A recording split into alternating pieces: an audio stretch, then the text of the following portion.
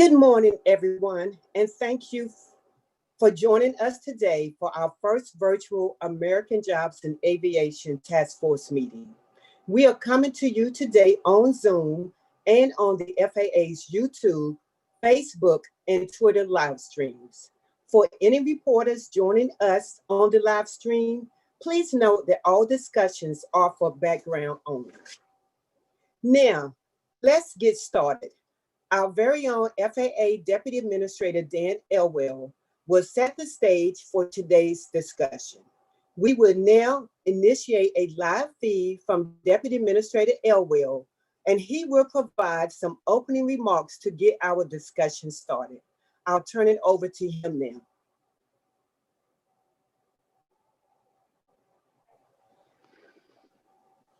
Okay, thanks, Angela. Can you see me? Yes. I can see you. I can't see myself, which is a good thing. But thanks and hello, everyone.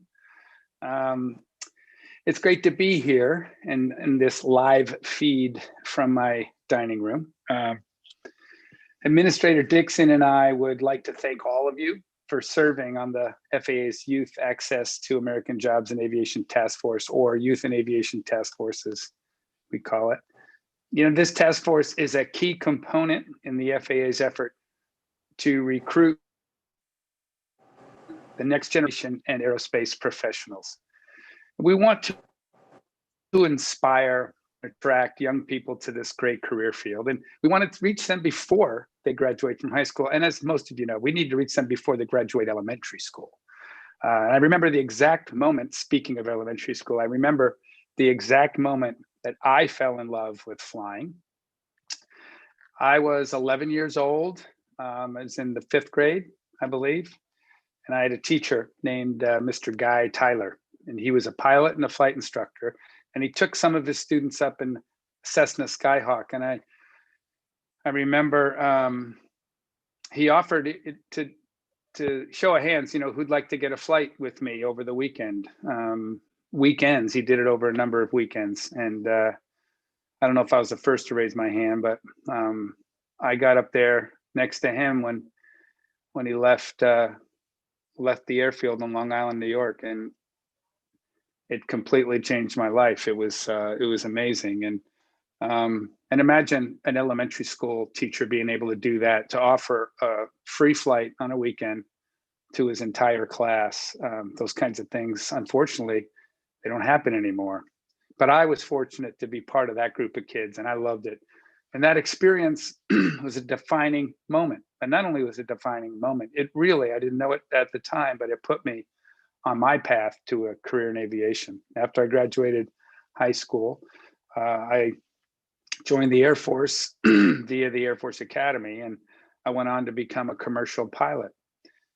And then an aviation executive in government and private industry. So I bet all of you have had a defining moment like the one I had. For me, it was a plane ride, but for you, it could have been something else. It probably, most likely, involved a parent, a teacher, a mentor, or even a chance encounter. Someone or something that set you on a path toward the career that you have now. And you know, we want to give that same gift to more young people throughout America. We want them to know the joy and rewards that come from a career in aviation and aerospace. I say this all the time when I speak. To me, there is nothing, pardon this term, but there's nothing sexier, there's nothing cooler than aviation. And sometimes when I hear the stories about how much youth interest in aviation has fallen off over the years, and how young people are attracted more to gaming or coding, the IT high tech, I just shake my head. And to me, it's simple. They've never gotten on the front end of an airplane, or they've never been on a ramp or a flight deck, or even in a simulator, the full motion simulator. And that's my desire. That's my hope, is that we can let kids experience that and get that same bug that we have all been bitten by. This field is going to offer so many amazing opportunities in the coming years. I mean, look at the kinds of technological changes that are happening. This is why I think this industry is just blows the doors off any other. Drones, rockets, supersonic transports coming back, artificial intelligence, automation, UTM, you name it, it's coming in aviation. So I know I don't have to sell you guys on this task force, but to meet this demand, we have to credit the next generation, and we have to recruit the next generation of pilots, air traffic controllers, maintenance technicians, aircraft safety inspectors, engineers, and all the other aviation professionals. And how do we do it? How can we capture the imagination of our young people to pursue these fields? And then got to figure out how we create more pathways into the aviation industry. And maybe we need more encouragement, as I said, of kids in the real early stage, and inspire parents and teachers to give that encouragement. Maybe it's more outreach at schools to develop aviation curricula. You know, maybe it's more scholarships, internships, mentorships, and networking opportunities. And how do we create effective partnerships between industry, government, academia, and nonprofits? We want young people to hear directly from aviation professionals about what their careers would be like, so they can see how they do their jobs with passion and a sense of mission is what we want to share. We want to find innovative ways to reach young people and reach them where they are, right? Which is in social media, primarily YouTube and other social media channels. But let's look at this challenge from every possible angle. You know, I recently read a story about a 12-year-old boy named Caleb from Marietta, Georgia. And Caleb is someone you might call a genius. He was so bored with his classes that his parents enrolled him in Chattahoochee Technical College, where he studies aerospace engineering, 12 years old. When he graduates, he wants to further his studies at his dream school, Georgia Tech. With that kind of brilliance, Caleb could have picked just about any career field, but he chose aerospace. And we want him to have every chance to live his dreams, just as we do for all kids. The FAA has been reaching out to young people in many ways. Through our Adopt the School program, we've connected with 330 elementary school students in Charles County, Maryland, and in the Dallas, Texas area. We also run an airport design challenge. We run a college internship program that continues to expand, and we have established a grant program to support the education of future pilots and aviation maintenance technicians. And this task force will help us sharpen our strategy and build on our current efforts. Everyone here has a wealth of experience and a diverse set of perspective. It's why you were chosen. Out of a pool of 75 applicants, we chose the 20 of you. And if there's any group who can help us accomplish our objective, excuse me, it's this group right here. The young people we reach today, although we will never know all of their names, may go on to make contributions in aviation that we can't even imagine right now. And they could help lead American aviation for the next half century. This task force has the potential to accomplish that legacy. And Transportation Secretary Elaine Chao has championed our efforts. She wants American aviation to maintain its greatness throughout the 21st century. You know, Secretary Chao is the first Asian American woman to be appointed to the president's cabinet in American history, and not once, but twice. In a previous administration, she served as our nation's Secretary of Labor, and she has had a distinguished career in transportation in both the public and private sectors. The goals of this task force are very important to her. So now, Secretary Chao has a welcome message for all of us. Let's hear from her.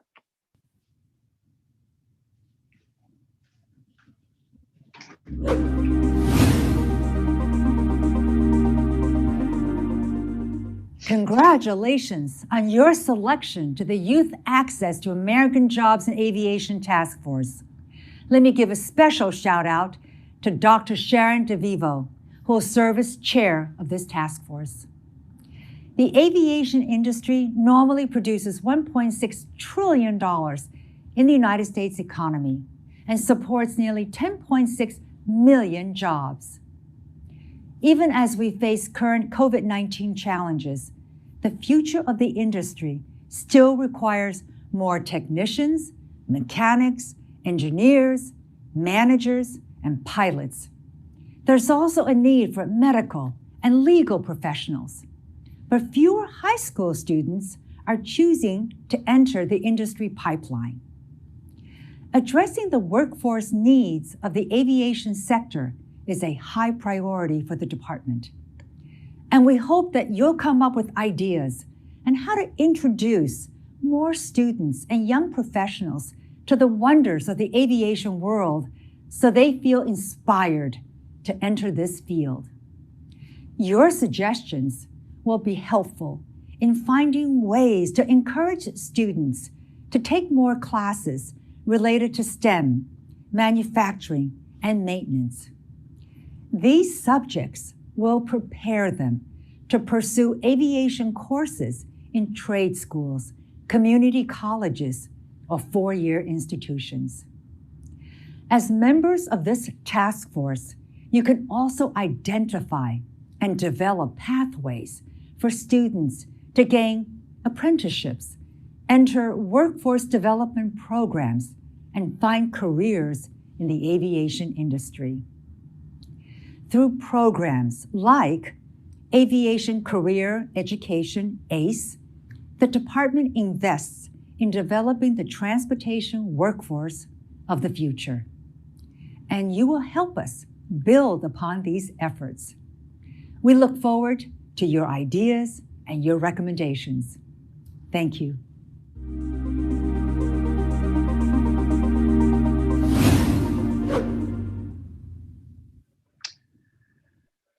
Well, at this time, it's my pleasure to introduce our Distinguished Task Force Chair, Dr. Sharon B. DeVivo. And I first met Sharon a couple of years ago. She came out to our workforce seminar that we had at National Airport, and been up to Vaughn College. We brought actually our whole management advisory team up to Vaughn College for a visit. I have been inspired by Sharon's energy since the first time I met her. We just talked the other day. She, like all of us, is encountering, challenges with the COVID situation and the global health crisis. You might even say Vaughn College was ground zero, really, at the height of the New York crisis, and that's a lot to deal with. But her enthusiasm, her love for what she does shines through everything. Dr. DeVivo earned a Master of Arts degree in public communications from Fordham University in New York, and a doctorate of education in higher education management from the University of Pennsylvania. She currently serves, as I mentioned, the president of Vaughn College of Aeronautics and Technology. She's the first woman president of that college in its 88 history. Dr. DeVivo has led 3 strategic planning efforts that have transformed the college from primarily a training institution to one that offers undergraduate and graduate degrees in aviation, engineering, management, and technology. Dr. DeVivo is committed to creating unique and highly engaging educational experiences for students both inside and outside the classroom. And I can personally vouch for that. While we were there visiting the college, she had a panel of students there to share their experiences of going to Vaughn College. And there was a professor or two there to sort of help things along. And these kids were so excited and so charismatic and personable. The professors weren't needed, as Sharon will tell you. They really were exciting to listen to. And these experiences that Vaughn College and Dr. DeVivo offers these kids are precisely the kinds of experiences we want our young people to have with aviation and aerospace. It's the kind of experience I talked about having when I was 11 with my teacher up in an airplane. So we're extremely fortunate.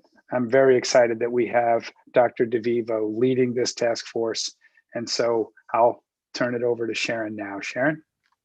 Thanks so much, Dan. Yeah, it is. I can't brag enough about Vaughan students. So thank you so much for highlighting them and the amazing work that they do. And thank you. Your enthusiasm for this work is so infectious and deeply appreciated. I know as we move through this process for the next year that, and in all my conversations with folks at the Federal Aviation Administration, just how strongly this task force is supported. And thank you also to Secretary Chow, who rightly pointed out that just about any job you can think of in aviation is available, right? Medical, healthcare, manage an airport, fix an airplane, design an airplane, any job you can think of is available in this field. I'm honored to serve as the Youth in Access to American Jobs Aviation Task Force. And I would like to, before we start in the business of the day, I'd like to ask the wonderful Angela Anderson, the task force's designated federal officer, to say a few opening words. Angela? Thank you so much, Sharon, and thank you, Dan, for your words. So what I want to do right now, in case for those who do not know me, my name is Angela Anderson, and I am the Senior Advisor to the Assistant Administrator of Human Resources Management at FAA. And as Sharon also said, I am the designated federal officer for this particular task force.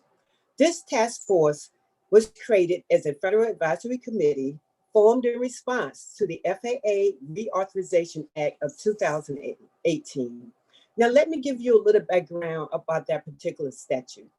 Section 602 of the statute tells us that the task force will develop and submit to the FAA administrator recommendations and strategies. And those strategies will focus on three particular areas. One of those is to facilitate and encourage U.S. high school students beginning in their junior year to enroll in and complete career and technical educational courses, including STEM. And then that would prepare them to enroll in a course of study related to an aviation career at an institution of higher education, which does include community colleges and trade schools. The second aspect for them to focus on is for those students to enroll in a course of study related to aviation careers, including aviation manufacturing and engineering and maintenance. And then the third aspect is to identify and develop pathways for those students who complete a course of study related to aviation careers. And one of the key aspects is to secure registered apprenticeships, workforce development programs, or careers in the U.S. aviation industry. Now, once they develop these recommendations and strategies, the task force should identify trends that encourage or discourage youth in the United States. They should also consider how the FAA, air carriers, aircraft power plant and avionics manufacturers, aircraft repair stations, and other aviation stakeholders can coordinate efforts to support our youth.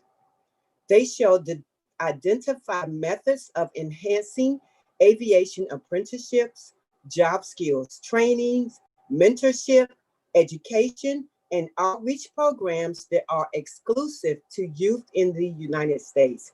And finally, identify potential sources of government and private sector funding, including grants and scholarships that may be used to carry out the recommendations and strategies to support these youth.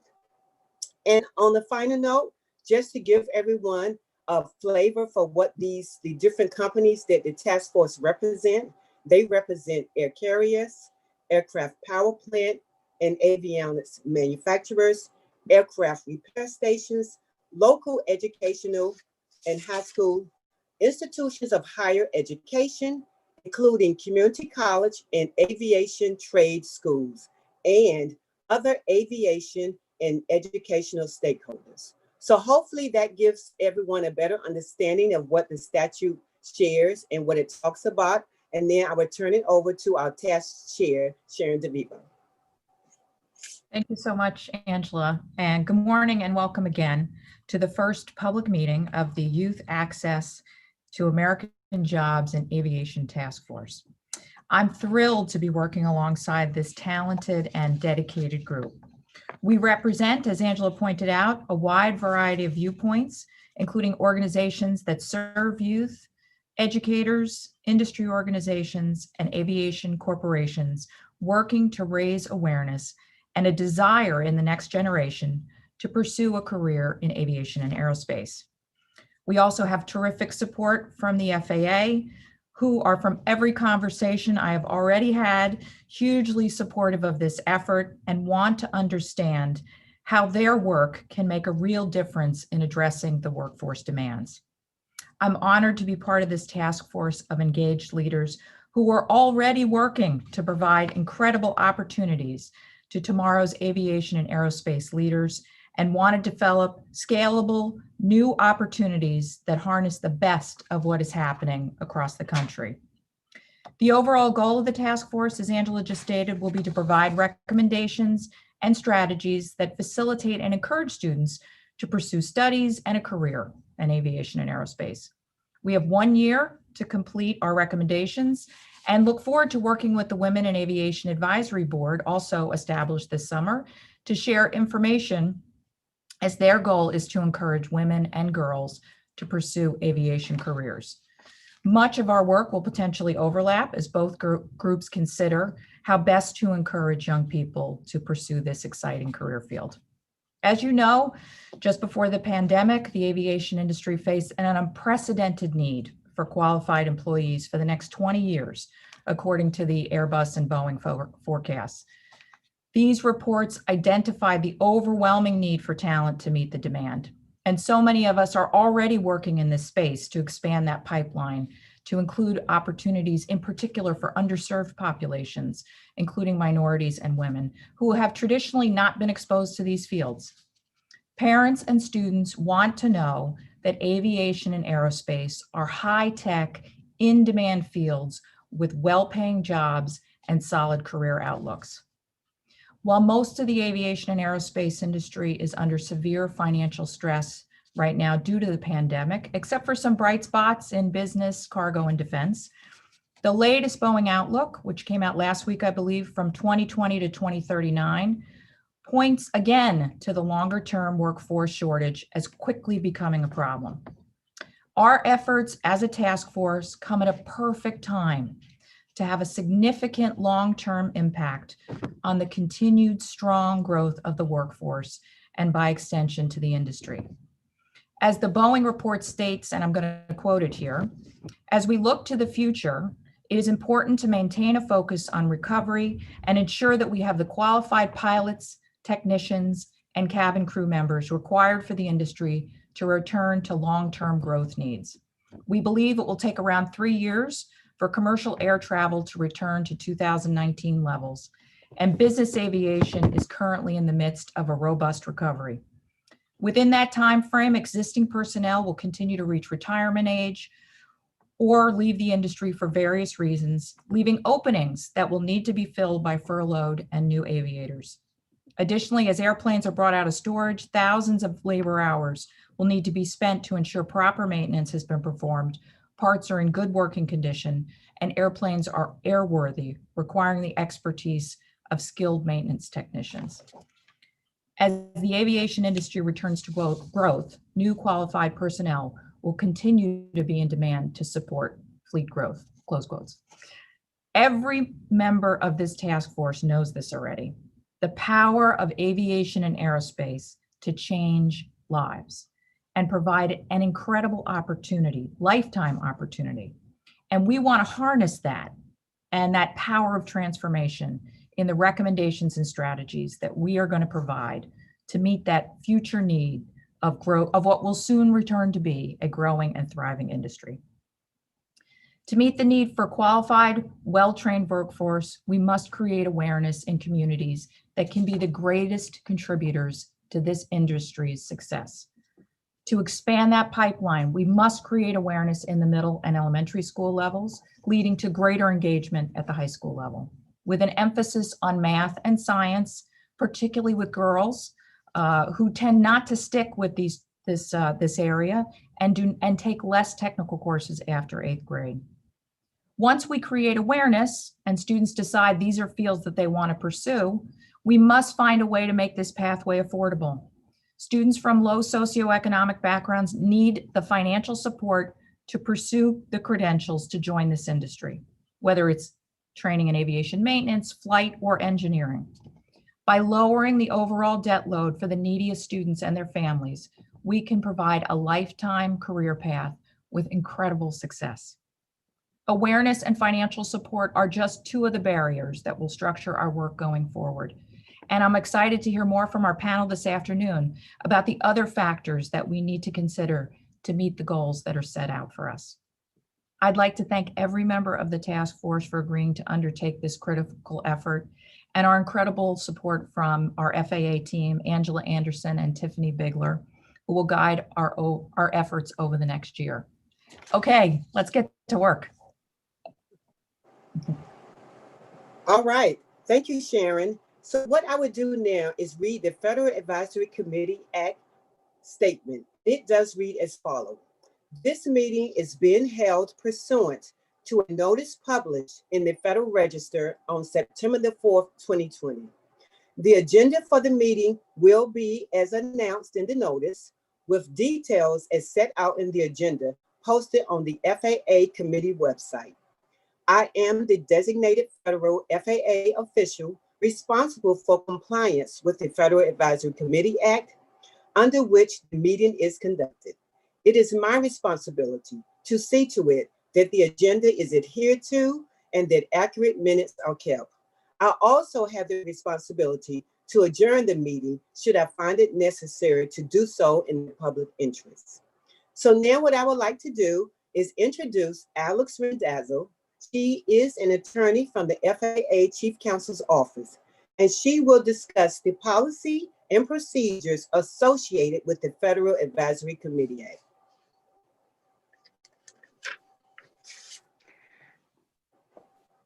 Thank you, Angela. Thank you for your time. And good morning to all. And I'm just honored to actually be present in this, to begin off, be part of the beginning of this task force activities, hearing all the discussions by Sharon and Dan and Angela. The task before you is, it's extremely important. And I actually often see myself trying to motivate my daughters towards that same goal of inspiring them to pursue a career in aviation. So I would like to, but with that, I want to say once again, thank you for being here. I am Alexandra Randazzo with the Office of Chief Counsel, Litigation and General Law Division. Our office primarily handles matters that relate to information law, such as the Freedom of Information Act and the Federal Advisory Committee Act. And for that reason, due to my role in FAA, I'm here to provide you an overview of the Federal Advisory Committee Act requirements. I'm going to quickly move to the next page. Of importance here, FACA governs the task force activities. It dictates, unless specified by law, that FACA must be used solely for advisory function. So that's your goal, to provide us, the FAA, your recommendations in an advisory role. The FACA requires also that Congress and the public must be kept informed of the advisory committee's purpose, the membership activities and costs. And that much of that has been accomplished through the charter that was published by the Federal Advisory Administration through the Department of Transportation. FACA includes requirements on the procedures, as Angela already referenced, mentioned the requirements relating to the publication of meeting announcements, the agenda. In addition, those requirements relating to the minutes, the responsibilities that fall on her, record keeping requirements, and annual reports. Going on to the next slide. As I mentioned before, the charter must be filed, and that was done in order for you actually to be here today in order to begin this first meeting. Without that charter, the task force would not have been able to begin its very important work. And as was required, there was the publication of that charter in the Federal Register notice. Now, in this particular case, if the FACA generally terminates every 2 years unless renewed or provided by a statute. In this particular case, the provision at 602 already dictates that it will be terminated upon the submittal of the report to the administrator and Congress. Moving on to the next slide. As noted here, and this goes to what Angela was mentioning, the agenda, the time and place and the purpose of the meeting, the summary of the agenda and the topics to be discussed, and whether when appropriate, a meeting will be closed in full or in part. In order for a meeting to be closed, there are specific requirements under the law, and the public will be provided notice of those requirements after the secretary, if appropriate, makes that determination for a closure of part or a full meeting. And as well, oh, I'm sorry. And well, I think Angela properly covered the rest of the requirements of as far as the DFO in the prior slide. Finally, with regards to the records and minutes, there will be detailed minutes that are kept of each of the meetings, including those that are closed or partially closed to the public. And the chair will work with Angela to certify the accuracy of those meetings before they're published. Of course, those that were determined to be closed or partially closed will be subject to protection as appropriate. Those minutes and the other documents that are presented during a FACA meeting will also be made available on the FAA website that Angela referenced. And finally, I think it's important to note that committee records are to be managed in accordance with NARA General Record Schedule 6.2. Provides clear direction as to what records need to be retained by the committee. And it notes actually that much of the records are subject to permanent retention and transfer to NARA after the completion of the termination of the task force. Going on to your next slide. As you know, I mean, you know this as the members of the task force, that the secretary is the one who appointed the membership for the task force, is consistent with the GSA regulations. And this is applicable to both the parent committee and subcommittee members. Non-voting membership designations are prohibited unless otherwise required by statute, although I don't think that's applicable in this particular task force. And finally, as you probably know, all nominations must be reviewed by the FAA's ethics official for proper classification prior to the submission to the Office of Secretary, as was completed here. Now, as members, your responsibilities, as you know, is to, in putting together those recommendations, is to prepare those reports and similar committee work products based on the tasks that are presented to you, which in this particular case are dictated by Section 602 of the Reauthorization of 2018. Of course, you are to attend all meetings called by the designated federal officer. And when you speak to Congress and media, you are speaking on behalf of your own capacity, not on the behalf of the Federal Advisory Committee. One last note with regards to your discussions, members should not be discussing information concerning matters which would otherwise covered by what are known as FOIA exemption 4 and 6. And I mentioned the Freedom of Information Act before. When that particular act protects the release of information in response to a FOIA request that covers trade secrets, commercial, and financial information, and likewise records that the release of which would constitute a clearly unwarranted invasion of personal privacy.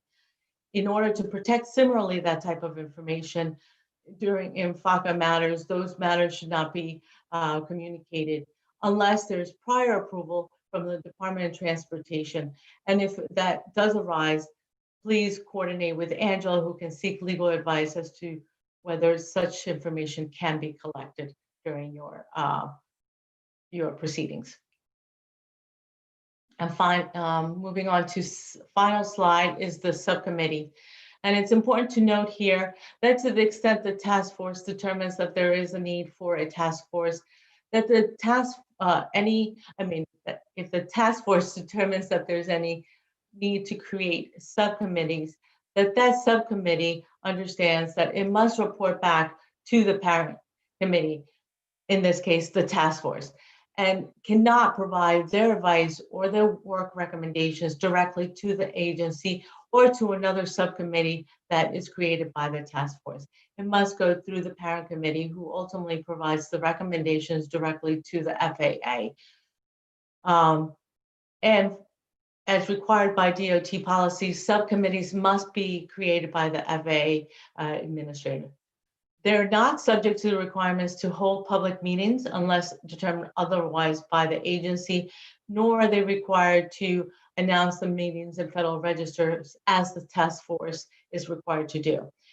And finally, they are not required to take minutes and publish those minutes, but there are record-keeping requirements that should be reviewed as set forth in our General Record Schedule 6.2 and kept in mind when developing records.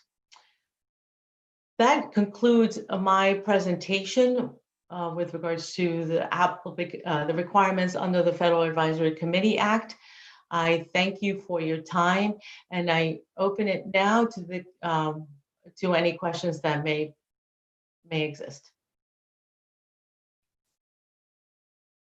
All right, well, I'll turn it over, I believe, to Angela. Thank you so much for your time.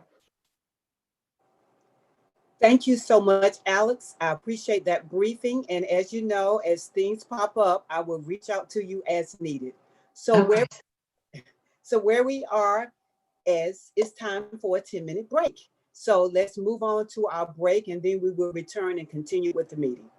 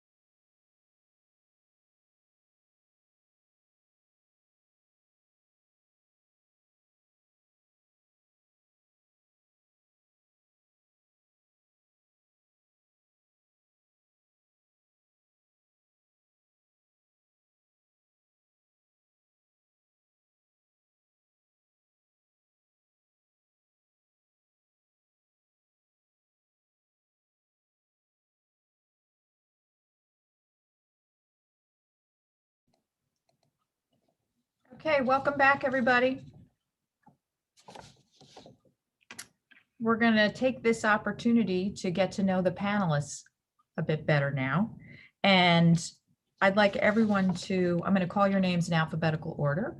I'd like everyone to tell us a little bit about yourself and the organization that you represent and why you felt strongly about being part of this task force.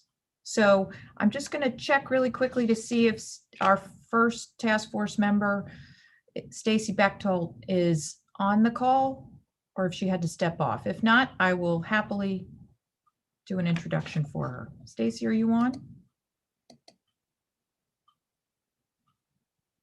No. Okay. So Ms. Bechtold is the president and founder of the Aerospace Education Resource Organization, AERO, a nonprofit in the DC metro area. Through AERO, she works to increase diversity in aerospace fields by facilitating educational and career opportunities in underserved communities. Stacy's a private pilot and has 2 decades of experience in general business and airline industries as an attorney and safety professional. So welcome, Stacy. Okay, Joey Colleran.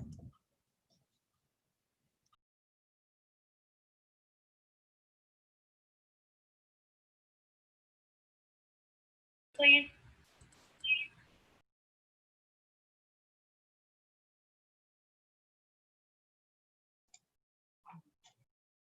Can y'all hear me?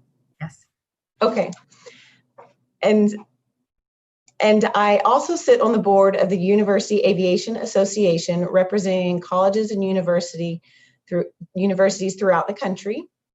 They also have high school members. And so through my service on the UAA board, I have become a member of the task force. I'm very excited about this opportunity to really make a change and really be impactful to our industry. As a young girl, I wanted to fly, probably got the bug at 6 years old. And, you know, while I didn't become a pilot as a career, I did get my private pilot's license, and I've just loved being a part of this great industry and really looking forward to making it more diverse and making sure kids really are aware of all the opportunities that exist. Terrific. Thank you so much, Joey. Dr. Ralph Coppola.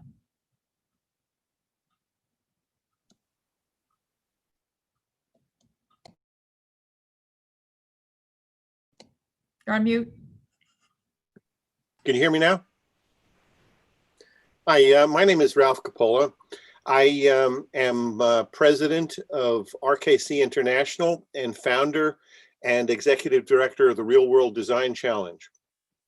Real World Design Challenge helps prepare teachers and students at the secondary level to design unmanned aircraft systems, or some people call them drones, with a particular mission. This year's mission is to deliver packages in an urban area.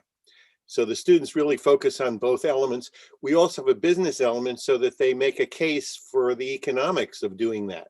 And this year they're looking at safety issues of flying in a commercial area. Of course, the FAA doesn't have regulations for that yet, but the kids are supposed to look at the issues that would be that they would have to confront for safety, which is primarily where the regulation base comes from. So my interest in aviation goes back to when I was a child. At 8 years old, I collected money so I could fly my first flight in a Piper Cub, along with a friend of mine, and it was a canvas airplane which we had to move around to get it set to fly in the runway. So once you get that bug in aviation, it stays with you for a long time, and I hope that we'll all be able to transfer that excitement and enthusiasm to the next generation. That's great, Ralph. Thank you so much for being here. Okay, Joanne D'Amato. There. Hi, I'm Jo D'Amato with the National Business Aviation Association. I serve the NBAA as our Vice President of Educational Strategy and Workforce Development. I've been passionate about aviation since I was 8, like Ralph. And I was that teenage girl in New Jersey who learned how to fly in high school. And in New Jersey, you can solo an airplane before you can get your driver's license. So that was always fun. And I love to get other New Jersey teens excited about that possibility. It really is a great selling point. I'm a mom to teenagers who've benefited from Young Eagles flights and local aviation and aerospace camps. I'm married to an airline captain who's living his dream. And so we're all in on youth in aviation and making them aware of the opportunities that can exist for them to have thriving careers. At NBAA, we're passionate about bringing this pipeline along, developing our future leaders. And we know it's important to do this through projects that you mentioned, Sharon, and that would be internships, mentoring, scholarship opportunities.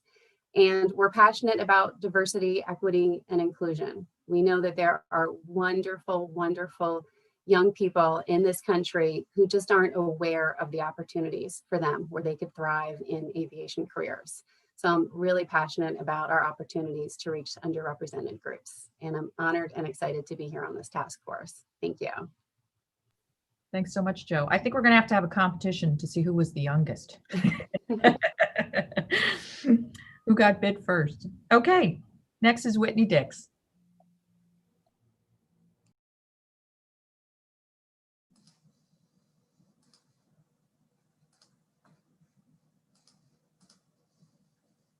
Hi. First off, I just want to say thanks to the task force panelists, everyone, for having me a part of this wonderful opportunity. I represent Southwest Airlines. I am the manager of dispatch training. I've been a dispatcher for 20 years. I kind of happened upon this career, like many of us, was fascinated with aviation and the sky as a young child. My dad kind of fed that in me and took me to the airport and put me in airplanes again before I could drive a car. I went on to an aviation university because I got bit by the bug quite a bit. While I was there, I found a dispatch career and I didn't even know that career existed. So I went on to get my dispatch certificate, get a job at an airline, and have been in this wonderful career for 20 years. I'm really passionate about exposing youth to jobs in aviation because I know that there are lots of jobs out there nobody even knows exist. I've spent a lot of time establishing scholarships, giving out money. I'm active in Women in Aviation. I try to do all I can, speaking at high schools, speaking at universities across the country, to expose people to careers. And I'm just really excited to be a part of this group and work with all of you guys to come up with excellent ideas and opportunities to give youth access to jobs in aviation, because I know there is a cost and it sometimes is hard to figure out a way to get in here. But I'm hoping that I can be a big part of this task force and just expand on what we come up with. Terrific. Thank you, Whitney. I think having a voice for dispatch is terrific for the group. So thank you so much for being here. Thank you. Dr. Joel English. Good morning, everybody. Great to be here. I am the Executive Vice President of Aviation Institute of Maintenance. I will not be in the running for the youngest anything on this conversation, but just thrilled and humbled to be part of the group. Aviation Institute of Maintenance currently has 13 campuses around the country. Each of our campuses is an FAA certified Part 147 school. Over the network of schools, we have about 4,500 students pursuing an FAA certification in A&P. On Monday, I'll be signing for our 14th campus, which will be in Chicago, our newest campus, pretty close to downtown. And we're passionate about bringing people who are new to careers and unlicensed and unqualified to finding that passion in aviation maintenance, becoming certified, and going to work for a lot of you all.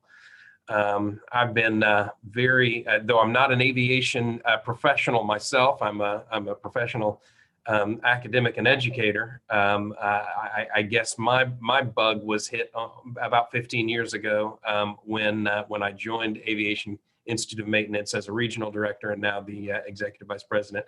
I'd say the one thing that has excited me the most in our conversation today is to hear the Secretary of Transportation and just about everybody else talking about the great need for vocational education in aerospace.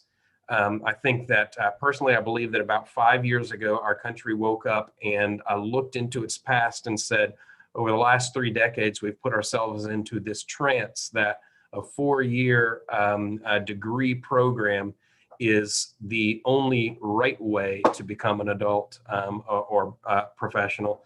And we lost favor with technical education. And every one of us on this committee are painfully aware of the dire shortage of aircraft mechanics, pilots, and other aerospace professionals.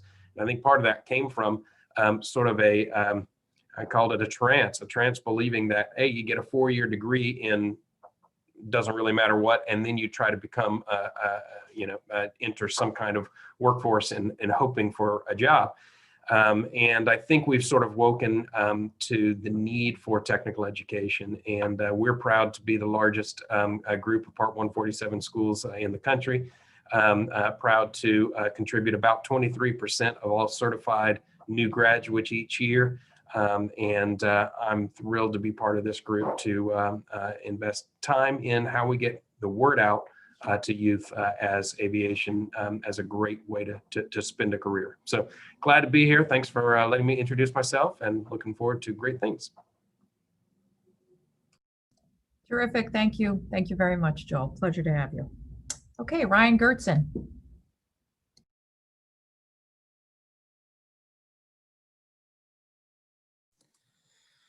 Good morning, everyone. My name is Ryan Gertson. I'm the Vice President of Maintenance Workforce Development with AAR Corp. They're a global aerospace company in Chicago, Illinois, doing heavy maintenance, repair, and overhaul. I'm excited to be on the task force. I've been passionate about aviation like all of us from a very young age. I got my private pilot's license when I was still in high school, and really wanted to go down the path of being a pilot. I got all the way to a regional airline, and then adversity happened, and I was never able to fly again. And therefore, I really found passion in a different part of aviation, which was aviation maintenance. And so I've been working in that field as a president of an aviation maintenance school. I've worked for an MRO in Oklahoma City, and then in my new role in workforce development. My passion is to really change lives. When I was at Spartan College as the president, I saw every day what education can do for folks. And to me, it's just like you, Sharon, you said, it's all about the students, and the students are the future of aviation. And so for me to get involved is to me was a no-brainer, and something that I think from my company's perspective, we've really been focused on, really since I came on board in this role in 2018, we were in crisis just in February.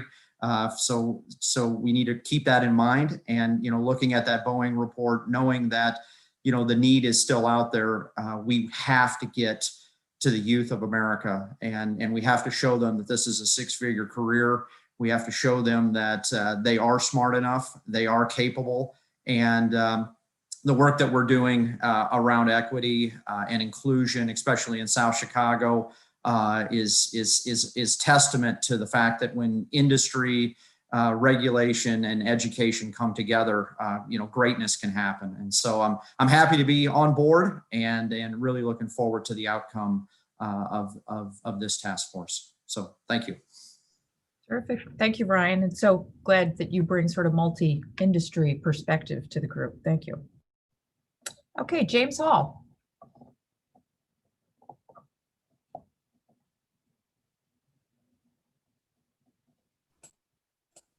Good morning, everybody. Oh, where'd my background go? Oh my.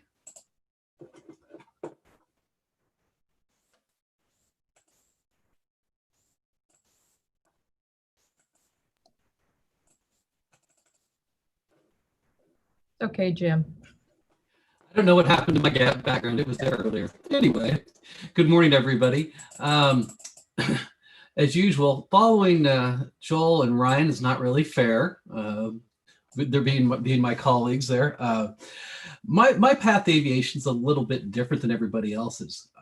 I actually started out in aviation manufacturing as a sheet metal worker many years ago, and worked my way up through management, became an A&P, became a heavy mod mechanic, and then found my way into education. Now I am the Dean of Aviation and Manufacturing at the National Center for Aviation Training, where our mission is to train the workforce of the future. It's our entire mission. I also am the chair of the Transportation Commission for the Kansas Department of Education, where we have developed high school pathways for youth students to move from the high school program into adults in the aviation field. Being in Wichita, Kansas, aviation is 27% of our total economy, so it's really important to us to make sure that we are bringing in the folks that we need for every field of aviation: manufacturing, inspection, flight programs, A&T programs, a lot of different aspects to that need to be covered. And the shortages are really evident for some of the things like pilots and A&P mechanics, but some of the other ones are not as evident to other parts of the country, and we're hoping to help increase the awareness of those programs as well. So I'm very honored to be here. Thank you very much.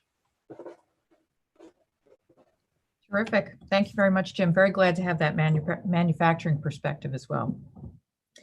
Okay, Jennifer Henderson. Hello. Hi, I'm Jennifer Henderson. I'm a former Maryland native. My first flight was at the age of 2 weeks, so I may win the contest for the youngest, maybe. My interest really took hold, though, when I was in middle school. And from that point on, I kind of set up my educational career to become a pilot. I graduated from the University of Maryland with a degree in aerospace engineering. I also have a Master of Science in Systems Engineering from Johns Hopkins. I started out as a college intern working for the US Navy in Patuxent River, Maryland, where I worked as a flight test engineer. Upon graduation from college, I continued my work as a civil servant in flight tests for the Navy, primarily conducting shipboard flight tests. I was also fortunate enough to be accepted to the US Naval Test Pilot School, again as a civilian, where I completed the same curriculum as the pilots with an emphasis on becoming a flight test director. I later decided to pursue my longtime dream of becoming a military pilot, and that's when I decided to join the Air Force Reserve. I flew the C-17 primarily in support of the Operation Iraqi Freedom and Enduring Freedom. Then I decided to become, going back to my original career as an engineer, and that's when I started working at the Boeing company. I initially started out as a flight test engineer, then became a production and then engineering test pilot. I'm now the chief pilot for the 737 program. I'm also an active member of the Society of Experimental Test Pilots. I'm a proud mom of 2 young kids, and my husband is also retired Air Force and currently flying for the airlines. I'm extremely excited to be part of this task force. As was the case in my career, I would like to facilitate the pathways just as some great mentors did for me through very strong mentoring, awareness, and encouragement of young people. So thank you. Thrilled to have you, Jennifer. A real trailblazing career. And I have to just, as a Navy brat, go Navy. I'm not partial, maybe a little. Okay, Dr. Nancy Shane Hocking. Good morning, everybody. Thank you, Dr. DeVivo and the FAA. I'm honored to be a part of this task force and really happy to be here today. My name is Nancy Shane Hocking, and I'm from JetBlue, where I manage our Pilot Gateway programs. Those are all of our pathway programs to becoming a JetBlue pilot. I have a background in both aviation and education with master's degrees in both and a PhD in aerospace sciences from the University of North Dakota. I have taught middle, high school, and at the college level, and in industry have participated as a head of training, have done pilot recruitment, and now at JetBlue, I actually get to combine all of those things. I also have a private pilot certificate and dispatcher certificate. So as you can see in my background, I have a real passion for aviation and education together. And I really am excited to participate in this task force where I can take that passion and marry it with everybody else who's on this task force to be able to get youth excited and into this amazing industry we all love. So thank you. Go Queens. If we yell really loud, Nancy, we might be able to hear each other. I think so. Okay. Tamara Holmes.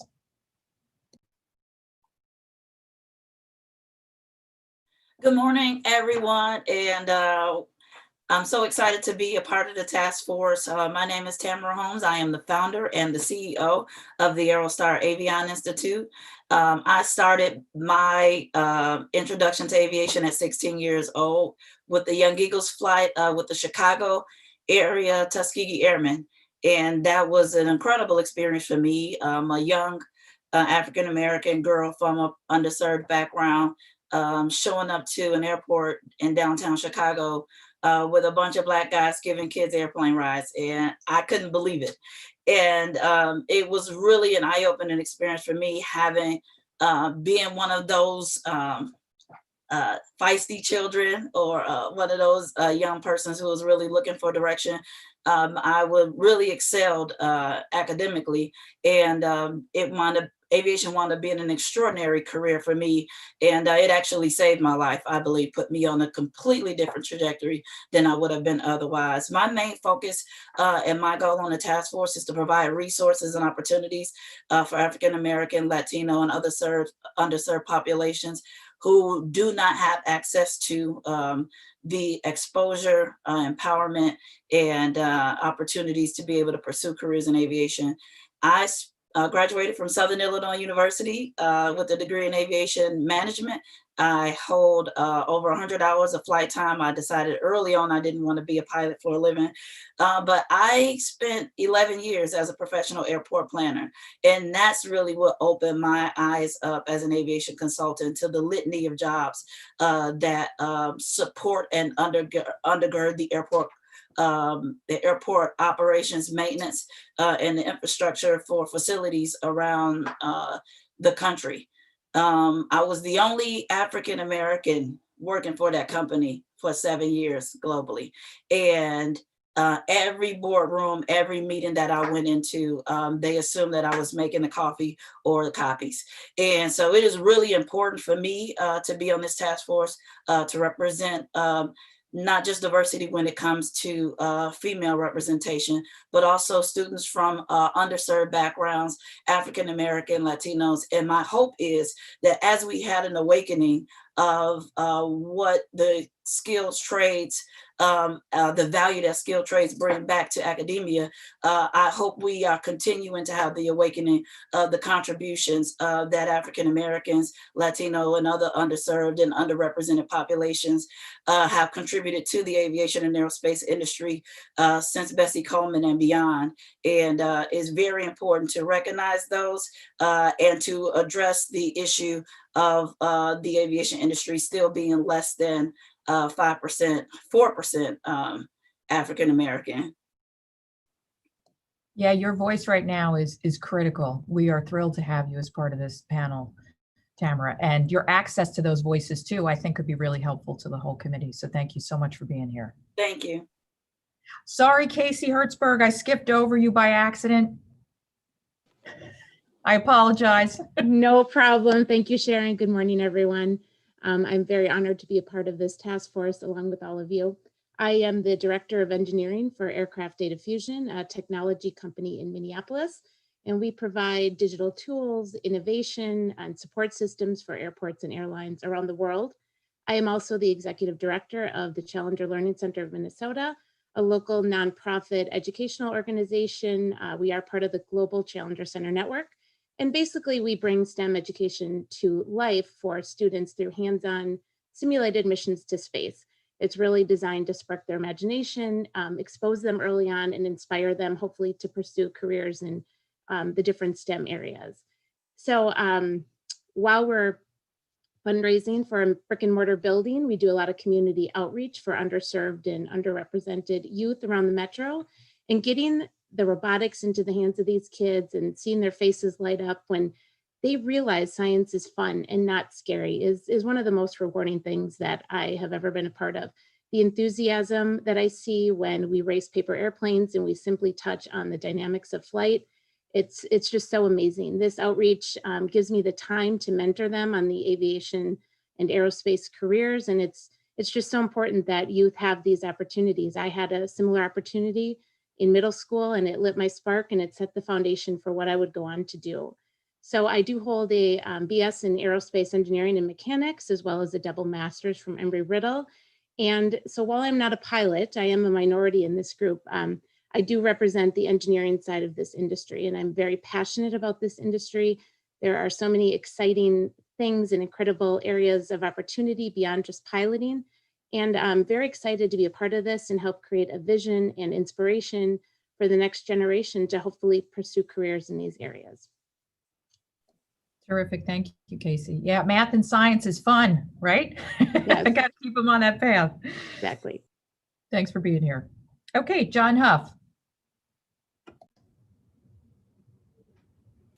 Hi, good morning. I'm John Huff, Vice President of Human Resources for HACO Americas, an aviation maintenance, manufacturing, and engineering company based in Greensboro, North Carolina. And I'm grateful for the opportunity to work with this task force because I really love building career opportunities for people. In the HR world, we often deal with difficult problems, but the most rewarding part of what I do is opening doors for people to find work they love, where they can be financially secure. So given the opportunities within the maintenance portion of the aviation industry in particular, I'm looking forward to helping the youth of our country see what we have to offer. So I'm really happy to be with this group and looking forward to what we can deliver, especially when it comes to connecting to those opportunities to really create careers that I think can be not only a core part of our community, but something exciting for the youth to get into. So thank you. Terrific. Glad to have your industry voice. Okay, Brett Levanto.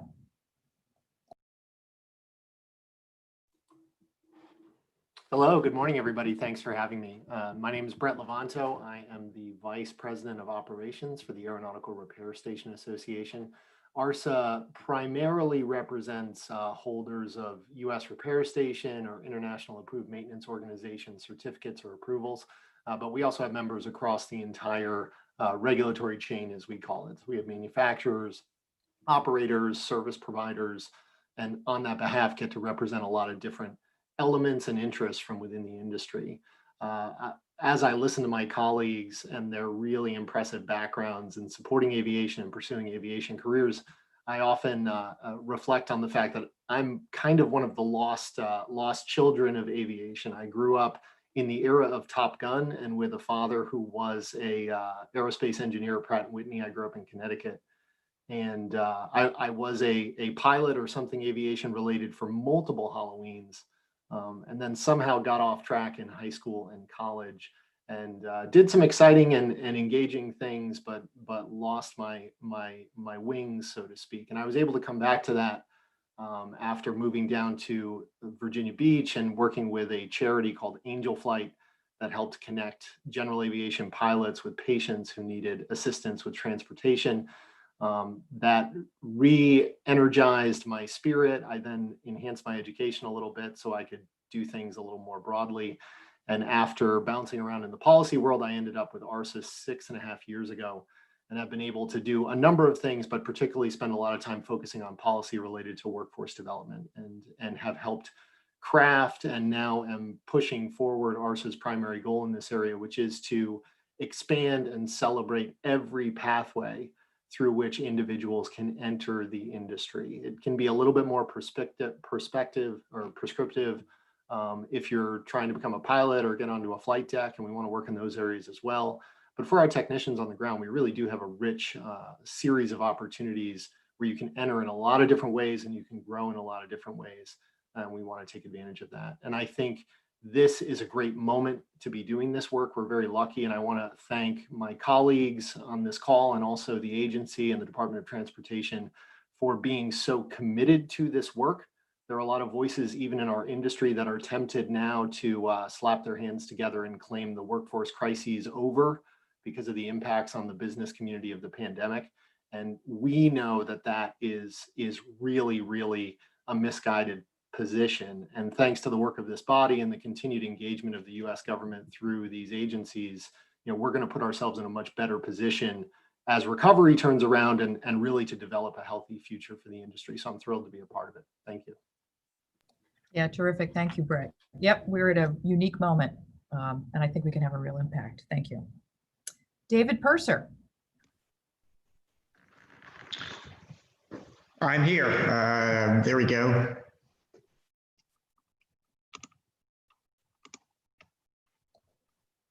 We can't see you, but we can hear you, David. Oh, there we go. All right, one click of the button. I'm David Purser, representing the education sector of the committee, and I also am very excited to be here. I teach physics and, of course, aviation.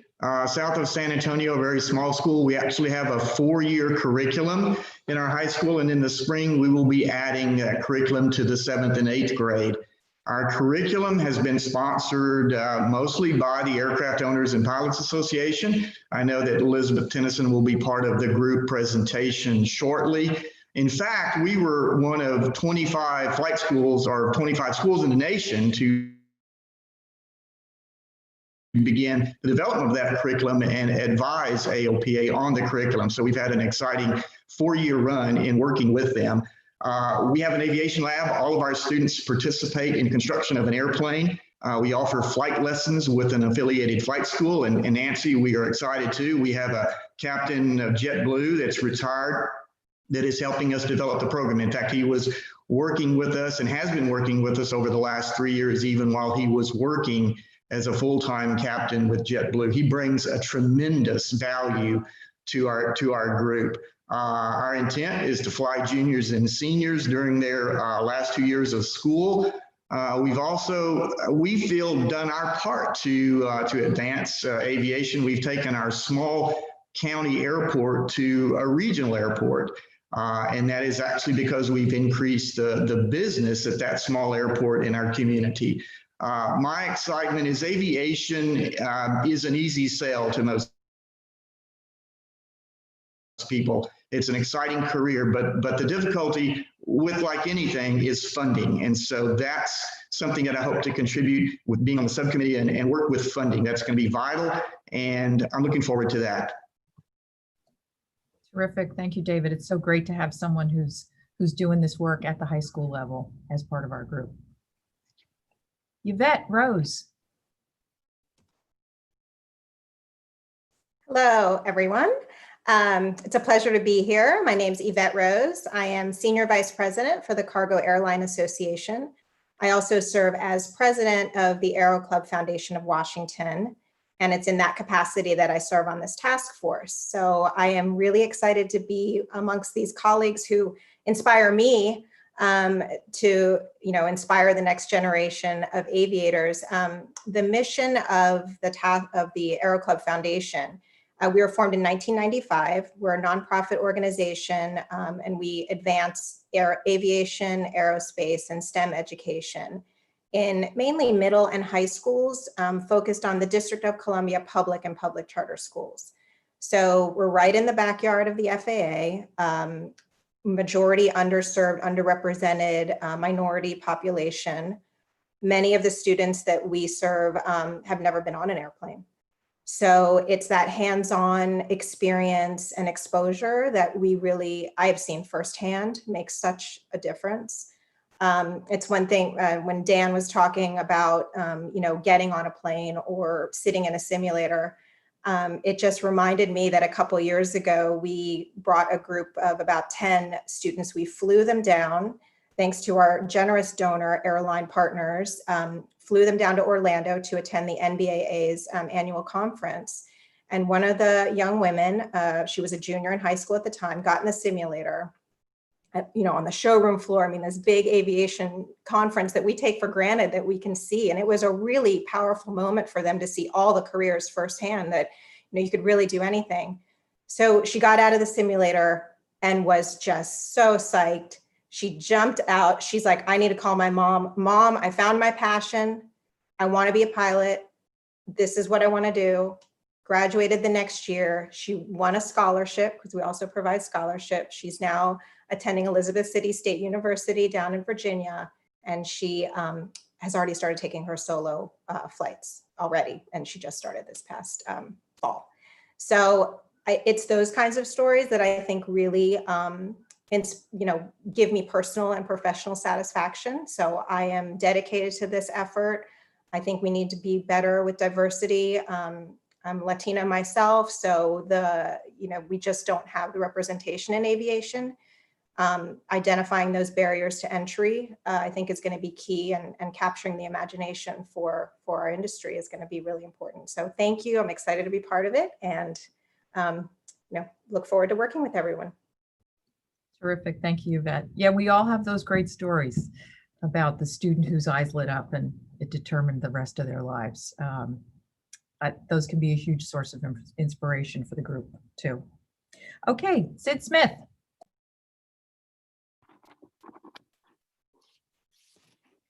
Good morning, everyone. I am Sid Smith, and I too am very excited about working with the task force. Currently, I am in my 9th year as an upper elementary school counselor in the Cheltenham School District in Montgomery County, Pennsylvania.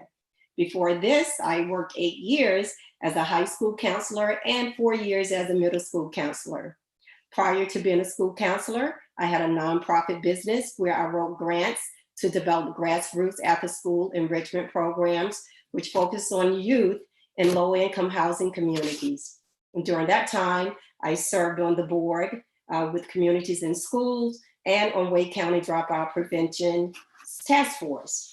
Not only what I have learned, but what I know to be true is that early intervention is really the key. So that means that we really must be intentional about college and career awareness in the early grades to really be effective.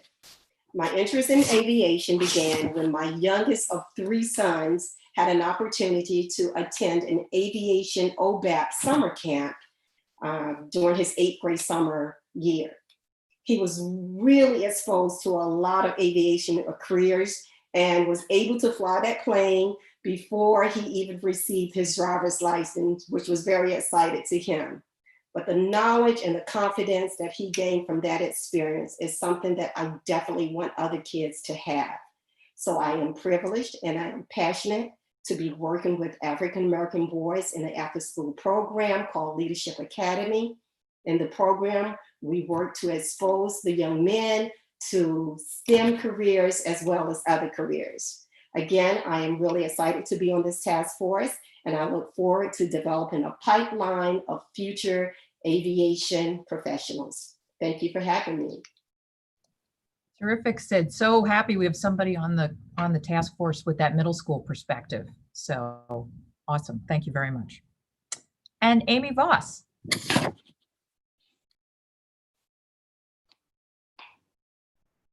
Good morning, everyone. Can you see me? Okay. My name is Amy Voss, and I work for Cirrus Aircraft as a regional training manager.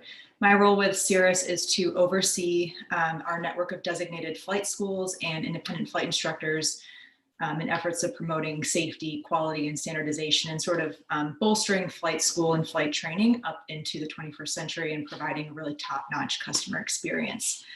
I just appreciate the diversity in this group so much. We all kind of came into aviation differently, which is so fantastic because we have a variety of experience to share with the young people that are going to be pursuing aviation careers. So I started flying after college because I really loved to travel. So even though I pursued all of my ratings up through an ATP, I never actually became an airline pilot because I never thought that that path was right for me. So as somebody who chose a non-standard path in the aviation world, I just want to be able to provide that perspective and show people the variety of different jobs that are available for pilots. not necessarily airlines or charter, but manufacturers and a variety of different other opportunities as well. So just want to say thank you very much for having me, and thank you. Terrific. Thank you very much, Amy. I love that you have a non-traditional aviation path. I think that's going to be a great source of help for the group as well. Okay, so if I could ask everyone please to turn on your cameras.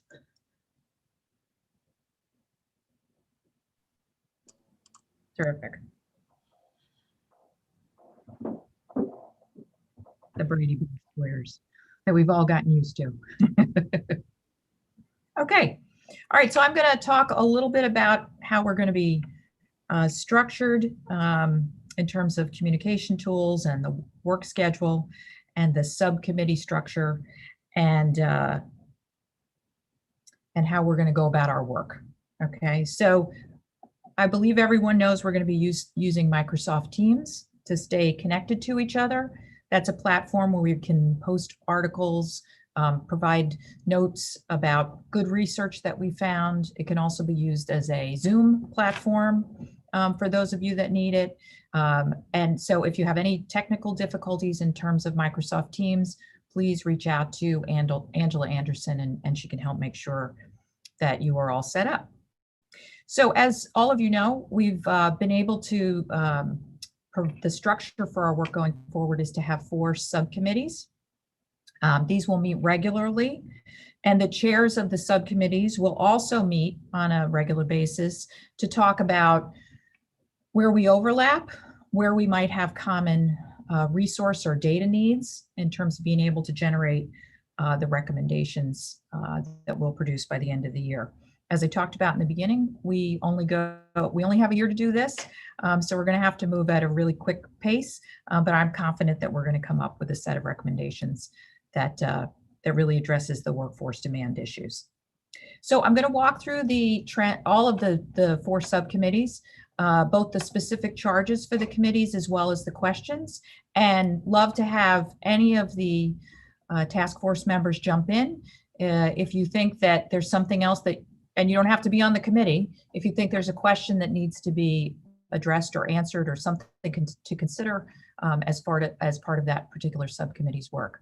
So we'll start with the trends subcommittee, and the first paragraph is just a reminder about what the overall recommendations and strategies should particularly address. And then there's a specific charge for each committee. So I won't spend a lot of time on the first part, but the specific charge for the trends committee is to identify industry trends that encourage or discourage youth, so the barriers that we talked about, but also those things that are really good in terms of pursuing aviation careers. So questions to consider, what are the existing programs that are already out there that are reaching youth in an effective way? What are the impediments? And why is aviation not considered a career choice? What role do teachers and guidance counselors play in shaping a student's decision to pursue aviation? What's the best age, right? This gets talked about a lot. When's the right time to capture students' interests? And what are the best approaches to really exposing youth to all the opportunities that aviation has to offer? So the chair for this group is Yvette Rose. Thank you very much, Yvette. And the members of this subcommittee are Casey Hertzberg, Brett Levanto, and Sid Smith. So welcome any conversation or discussion about anything you'd like this subcommittee to take a look at. Well, maybe I'm happy to start as the chair. First off, I love our team. We're great, and we've already actually had a meeting. So we met last week, and I know, Sharon, I don't know if you're going to talk about it, but each subcommittee is going to be working on a work plan. So we went through what you provided us. It's a great start. We dug a little deeper into the questions, maybe refined the role of teachers and guidance counselors to both, elementary, middle, high school, to ensure we cover that. And also great recommendation by Sid as the educator to ensure we capture the role of universities, colleges, technical schools, to have the opportunity to capture any efforts or liaisons between that level of education and the industry and back to the high school. So we have that whole pathway covered. We kind of looked at the last question as more a summary, maybe of what we're going to dig deeper into. So like I said, it was our first meeting. We wanted to have this meeting, maybe get feedback from others to ensure we're capturing everything that in terms of trends, lots of programs out there we know. The impediments piece is going to be huge. And I'll open it up to my other subcommittee members if they wanted to add anything.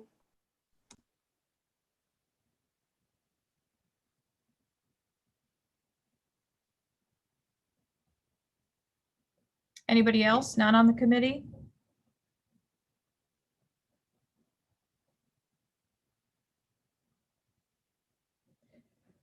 Yeah, so I had asked each of the committee chairs, the subcommittee chairs, if they could, to try to hold a meeting before today's meeting. I think most did, but if you didn't, that's really okay. And to start to address a work plan going forward. So how often you're going to meet, what kind of data do you need, research, and start to identify how you might structure your work in terms of answering the questions. So I welcome the committee chairs, the subcommittee chairs to pitch in if they've had an opportunity to meet, just so that you can share it here. But like I said, it was a tight timeline, so there was no obligation to get that done by today. Anybody else have any comments on trends before I move on? Yvette, this is Tamara. I just want to say that I think this is one of the most, well, all of the committees are important, but your findings are going to be able to drive a lot of what the other committees are doing. I am curious to see one of the most important trends that they found in STEM careers overall for diversity and inclusion was the presence of a mentor or instructor that the students could relate to or identify with.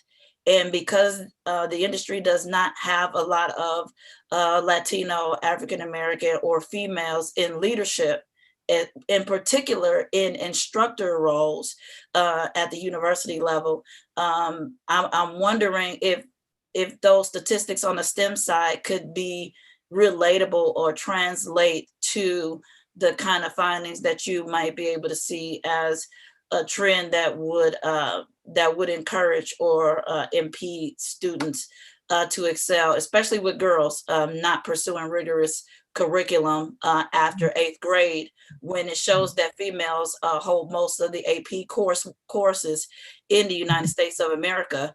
Then when they get to college, they do not pursue advanced degrees in STEM careers and usually wind up changing their major.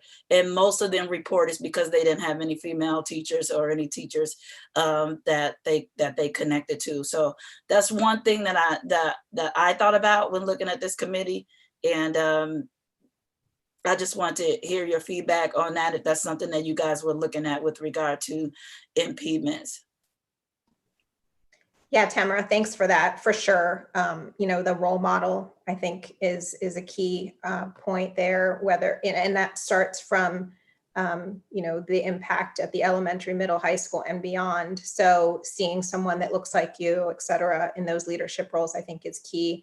And one of the things we'll, and this was, I think, a recommendation from Casey on our team, sort of put these questions in an interview kind of format and really start to get feedback from those, even within this committee or this task force and then outside. And many of you may have heard, you know, Dr. Ellen Stofan, the director of the Air and Space Museum, and she talks a lot about that and really transforming the museum even to something that looks like what aviation and more representative of the population at large, where it's traditionally not been. So yeah, stuff like that is certainly key. So I appreciate that. Yeah, terrific. And that's the idea of having the subcommittee chairs meet, is so that there's a crossover in terms of sharing that information so that there's an impact. You know, if Trends find something really good and we talk about that it can be used in expanded pathways or in funding, or right, that's so that we're not operating in silos as we move through the year. And if that's the other reason to use teams as well. So if you find some really good data that may not be applicable to your committee, but you think might help another, please make sure that you're using Teams as a place to park that so that everybody has access. Anything else before we move on to the next one?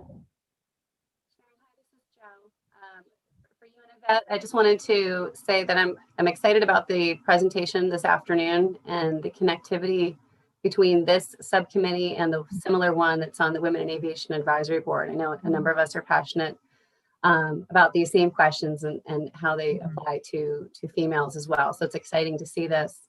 I had a colleague ask me the third question, what role do teachers and guidance counselors play? And her question was, are we mindful of parents as well and their role as role models or influencers over their children? Is that something we want to address? Yeah, great point. I know when I see parents at open house here and they're white knuckling because their child has chosen flight and they can't understand why. And I think how many parents didn't provide the support, right? Who were too afraid or didn't understand it. That's a great point.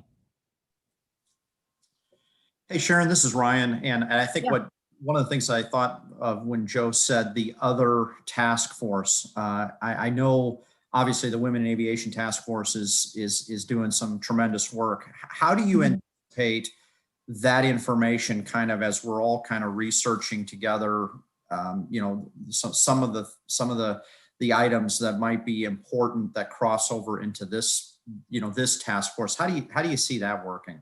So two things. One is some of that work's already happened because they're a little further along than we are because they got started before we did. So and I actually know some of the women that are on some of the subcommittees. So they've actually reached out and said, hey, we're doing a survey. Do you want to add some questions from your side? So some of that's already happened sort of organically. But I also have a meeting set up with Heather Wilson, who's the chair of the Women's Advisory Board. And we're very fortunate today. We also have somebody from the board, Dr. Becky Ludi, who's going to do a presentation for us on the research that she did on women in aviation and girls, is actually here today as well. So there's some of it's already happening, Ryan. But when I talk to Heather, we're going to specifically talk about how we share information, right? Because they're going to be focused very much on girls and women into the pipeline and, you know, careers in aviation. So I don't want to use the time, but there's no reason for us to both do that, right? So figuring out the best way to share that information and possibly have our reports reflect each other would probably be very helpful. So more to come after I talk to Heather, but like I said, some of this is already starting to happen organically. But when I talk to Heather, I'll also get a sense of how they're broken out in terms of, and this is where Angela and Tiffany, our fabulous FAA support, they also help manage the women's group. So they also have some inside knowledge about how they're structured. So I'll make sure to get, you know, the results of that conversation with Heather out to everybody. So you have a sense of how they've structured their work plan and other opportunities for us to share information. Great point. Thanks. Anything else on trends? This is terrific. This is exactly what we need. Okay, can we move to the next one, please? Okay, awareness building. So this specific charge is to consider how the administration, aircraft carriers, everybody that's involved, right? Power plant, avionics, aircraft repair stations, and any other aviation stakeholders can really coordinate their efforts to support youth in pursuing aviation and aerospace careers. So questions to consider: how are the FAA, employers, nonprofits, how are they all currently involved in workforce development? What's the best structure to having these groups work together? What are the best practices that we already know about in terms of reaching young people? Are there existing umbrella groups that can be leveraged to provide a one-stop shop for organizations, students, parents, and educators to learn more about aviation? So the chair of this group is Joey Colleran. Members include Stacy Bechtel, Whitney Dix, Jennifer Henderson, and Amy Voss. Joey, did you want to kick us off here? Yeah, thanks, Sharon. I'm very excited to be serving with everybody on this committee. we had our first meeting October 7th, and we took the work plan and took a look at it and said, okay, let's come back for our next meeting with all of our strengths and where we can really attack these questions that are asked of us. And so that is our plan right now. And that meeting's actually scheduled for November 12th. That was Whitney's idea to, instead of just trying to have this conversation about let's just do this, we thought let's take a little bit of time to really bring our strengths to this committee.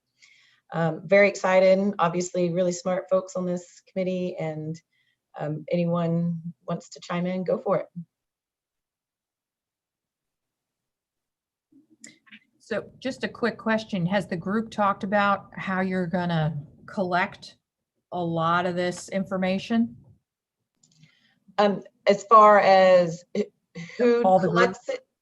Yeah, no, I mean, in terms of who all is doing this work, right? I mean, I Right. think there's groups we don't even know about. We've got a lot in this committee, but Sure. that's not everybody, right? Sure. Yeah, we that's part of what we're coming back to Oh, okay. discuss. Okay, It's great. like who's tasked with what part of the questions. Mhm. Okay. Hey, Sharon, this is Whitney. I kind of came up with the idea that since we are all relatively new to a task force, that we take some time as individual subcommittee members to answer each question individually. And then when we come back together and meet in November, we will have a better idea of each other's specialties and what we know. Mhm. We can go from that point to continue down the road of answering the questions and doing research that we might need from that point. Okay, terrific. And we'll also make, I think most people, if you haven't yet, please do it as soon as possible, had answered the survey that Angela put out. So if you're currently running a program, we'd love to be able to give that information to the whole team, right? So that, feel free if there's a task force member who's not on your subcommittee that could be a subject matter expert for you. It would be really good for all of us to know who those folks are so that we can call upon them. So great point, Whitney. Thank you. And the panel this afternoon is also going to provide some great information that you can go back to. I'm sure Kenneth and Vanessa and Elizabeth, very happy to help throughout the course of our work. Anybody else?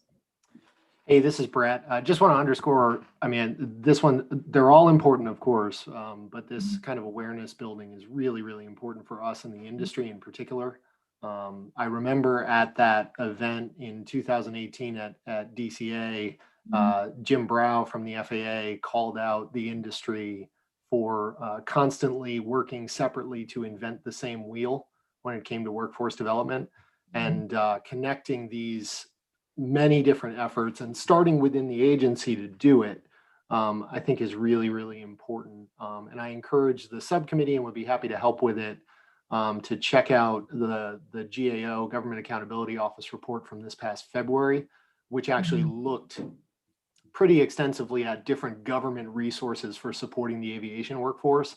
And one of its taskings to the agency, to the FAA, was increasing its own connection points between those different agencies, Ed and Labor and other Bureau of Labor Statistics, other areas working on workforce issues writ large across the government, to be able to enhance what the agency is doing and to be more aware. And I think that's a great opportunity for this body as well. And I know that the AVSED folks in the FAA have taken that seriously and have been doing a lot of work already, learning with other agencies. So it's just a great opportunity for us as well. Yeah, and I know I've had conversations with a couple of you about, this idea of a central clearinghouse, where all of this information could be accessible certainly for all of us, but also for students and parents and educators.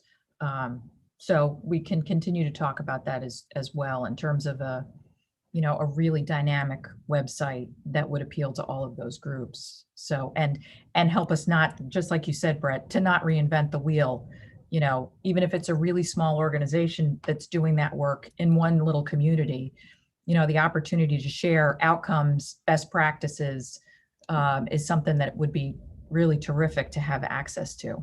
So Any other thoughts? Well, I would just second what Brett is saying. From an industry perspective, AAR is really focused in obviously the pathways through our Eagle Career Pathway program. But I think it's in most of the conversations I have, and I'll use our South Chicago sheet metal program as an example. The folks just didn't even know, right? They had no idea that what the path was, that there was some, that in 60 days of training, I can truly be on a path to an aviation career.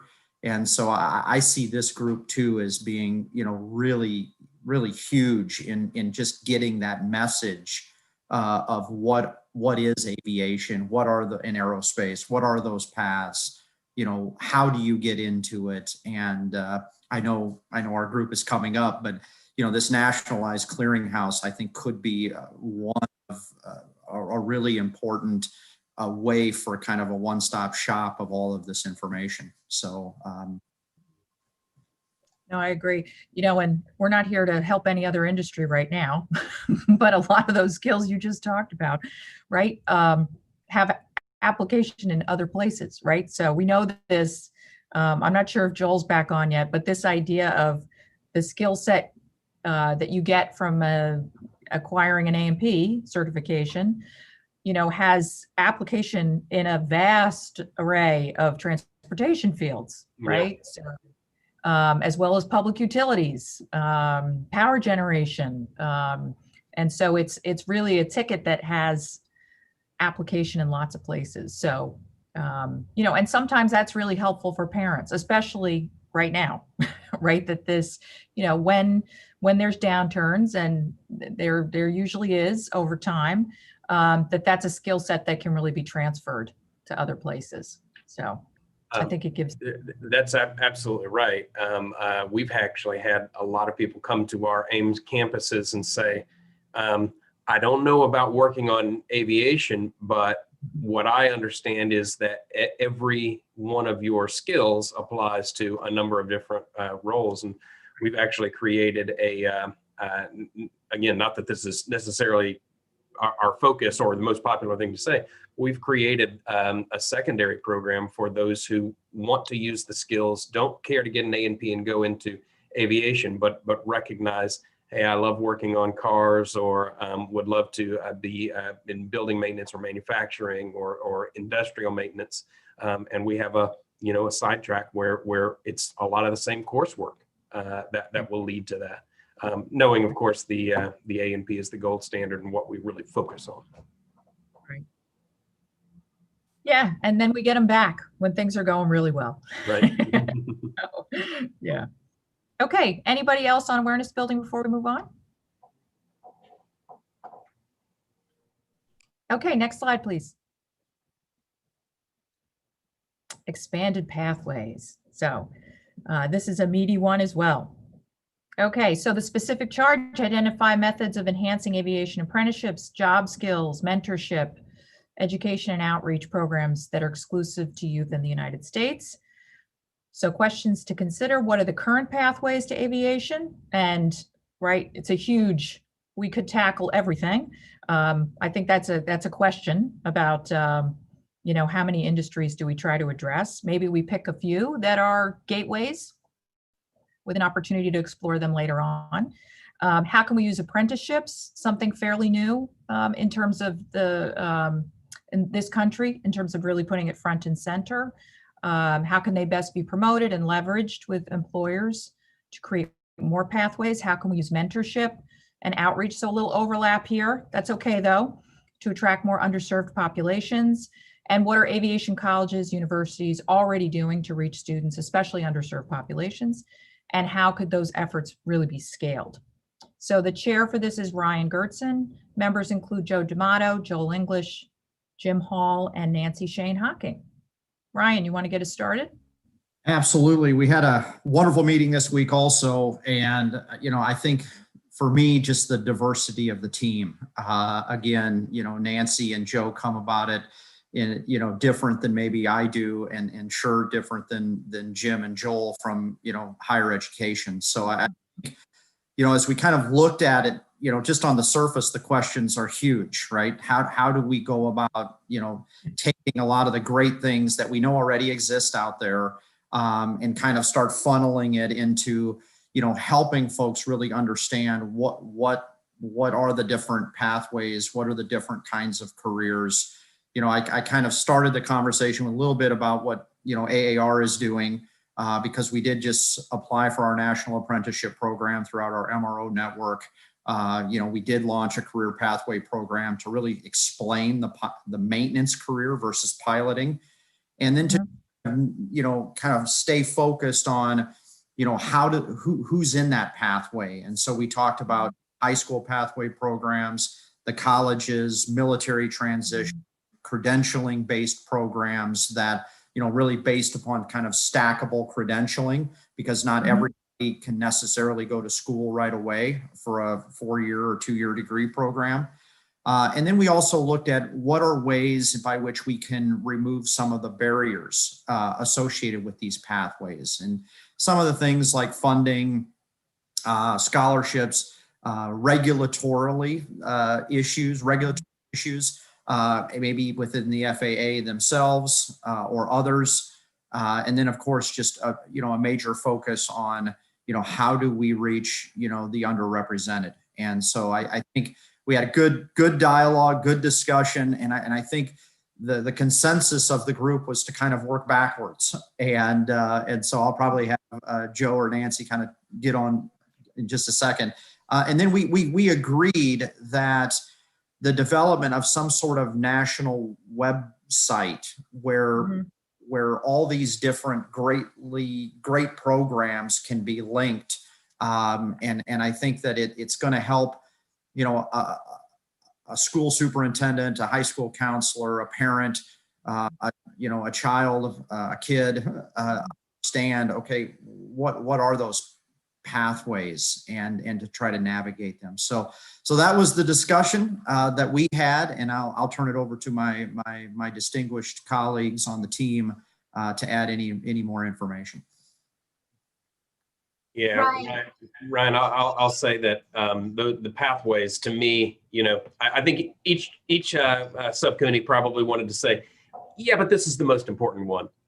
So knowing that, to me, this is the one where we really highlight and even create and promote different programs around the country where young people can not only learn about aviation careers at a young age, but maybe enroll in them. At AIM, we have 4 different campuses that have high school dual enrollment programs. We've got 2 campuses with partnerships with community colleges. And I think that those partnerships to expose our students to what aviation is what we can do if we're doing the best we can do. And just to add to that, and thanks Ryan and Joel, one of the things we talked about as well is this idea that there are so many different possible pathways out there, and they don't all have a sort of connect the dots to get you from start to finish. So when we talk about, working backwards, it's not just working backwards within the committee of figuring our outcome and going back, but, what is your ultimate goal? And then how do we get back from that? So for example, we talked about high school programs, get somebody in like an ACE camp, go flying for the first time, or Young Eagles. But then what happens to them? How do we get them from that first grade experience? And how do they learn about what those possible pathways are to then get to maybe an aviation college, or like a program like JetBlue has with our Gateway Select, which trains those with no experience all the way to becoming a JetBlue pilot. And a lot of people out there don't come from aviation families or know people who are already in the industry. So to be able to put not just what the programs are, but almost a how-to for somebody who is 14, 15 years old. I want to be a pilot. I want to be a maintenance technician. How do I get there? What are the options on a general sense, conceptually, not just, the choose this program or that program. So it was such a great discussion. I'm really, really excited to work with these subcommittee members because everyone brings such great expertise and information. So it's going to be fun. I hope we can actually boil the ocean, because I think we all would like to. That's a great point. No, it's so true. I mean, just within, the list that's on the question, right? I mean, how many of you have had to explain what avionics is, or what an airport manager does, or, just the flight piece? I sort of watch parents, when we do it here, get a little overwhelmed with, 6 different licenses and which one's harder and which one's, about building muscle memory. And it's each one of our, and because we're so highly regulated in a lot of cases, whether it's get your airframe, get your instrument, get your FCC, right? And very regional, right? So Brett's members in Florida are going to have very different needs than what's happening in New York City Metro, right? And the pathways that students might choose here is different than the pathways they might choose, near, an MRO in Florida. So, some of those regional differences, I think, might be a good consideration as well, especially when we're talking about this national database, like what's near you kind of idea. That's terrific. Yeah, you all have a lot to buy. Everybody does, but there's the whole explaining what all the possibilities are that's embedded in this as well. So, anybody else? This is Joe. I was just proud of how quickly our group clicked. I know some people on the subcommittee knew each other beforehand, but I have not met the other 4, and it was just like old home week. It was fantastic. And I really loved our conversation, the working backwards and all the different points of entry you can have, but how do we put that story together for that one individual? And I'm happy to continue using my kids as guinea pigs. I have one who's now volunteered at 2 Girls in Aviation Days locally. He's attended an aerospace camp at our local airport for 3 years. He's gone to Pensacola to do National Flight Academy. He's done his Young Eagles flights. But just because his parents are aviation, it doesn't mean that anybody is trying to connect his dots for him. So we've been silent observers so that we're not pushing him towards the career path his father and I have. It should be his choice. He's shown interest, but we're not seeing a way for all of those experiences to connect to each other to really lift him up. And if that's the struggle for somebody with aviation parents, it makes me more passionate about how do we do this for someone who doesn't even know aviation is out there as a possibility for them. So yeah, we've got to boil the ocean. We've got an entire apple to try to eat at the same time. Very excited. Yeah, absolutely. That's a great point. The other thing I didn't mention, but I'm sure everybody on the task force who works directly with youth like I do, if your subcommittee wants to do a focus group with college students, underserved college students, call me. I'm sure Joel would be happy to do it as well. Tamar's program could be a terrific source of, sort of firsthand information. Keep in mind who all your task force members are, and think about, if you want to have some direct conversations with, young people, middle school students, maybe Sid could give us an opportunity to connect with some middle school students about what they, if you say aviation to them, what do they think, right? Is it all pilots and flight attendants? or do they understand, where are the opportunities? So just keep that in mind in terms of using each other as resources to speak directly to the targeted populations that we're trying to reach, okay? Well, and Sharon, I would like to add extend that offer for UAA. So as an organization, we'd be more than happy to reach out to any of the members. Oh, terrific. Yeah. I mean, if we could do surveys with the UAA members, that would be terrific. Yeah. Yeah. So that's why getting together as subcommittee chairs is so important, because where we start to see overlap, we're not sending out 12 different surveys with 12, we might be able to consolidate everybody's questions into one survey, say to UAA. So just keep track of all those data points that you're looking for. We'll share those at the subcommittee chairs meeting and see where we might have some overlap and can consolidate that work. Okay. Anybody else on expanded pathways? Okay, next slide, please. Funding. Going to solve all our problems, right? Okay, so identify potential sources of government and private sector funding, including grants and scholarships that may be used to carry out the recommendations and strategies and to support youth in pursuing careers in aviation. So what are the federal, state, and industry funding programs that can assist individual students in getting training and licensure? Many aviation associations, just in the past several years, right, have really risen to the top in terms of providing great scholarship funding for students. Is it enough? We all know the answer to that question already, but, and how can students easily find that information? You know, are there other countries that have cracked this nut and figured it out? And what can we do in terms of funding workforce development? And are there companies funding initiatives right now, we know this is true too, that are interested in scaling those projects? So Ralph, Ralph, my Italian, it makes me pronounce your last name wrong. Coppola, I think that's how you said it. I don't want to get it wrong. Tamara Holmes, John Huff, and David Purser are all members. Ralph, you want to kick us off? Sure, thanks, Sharon. We've had two very exciting meetings already. Our first meeting, we started to talk about what we're going to do and how we should do it.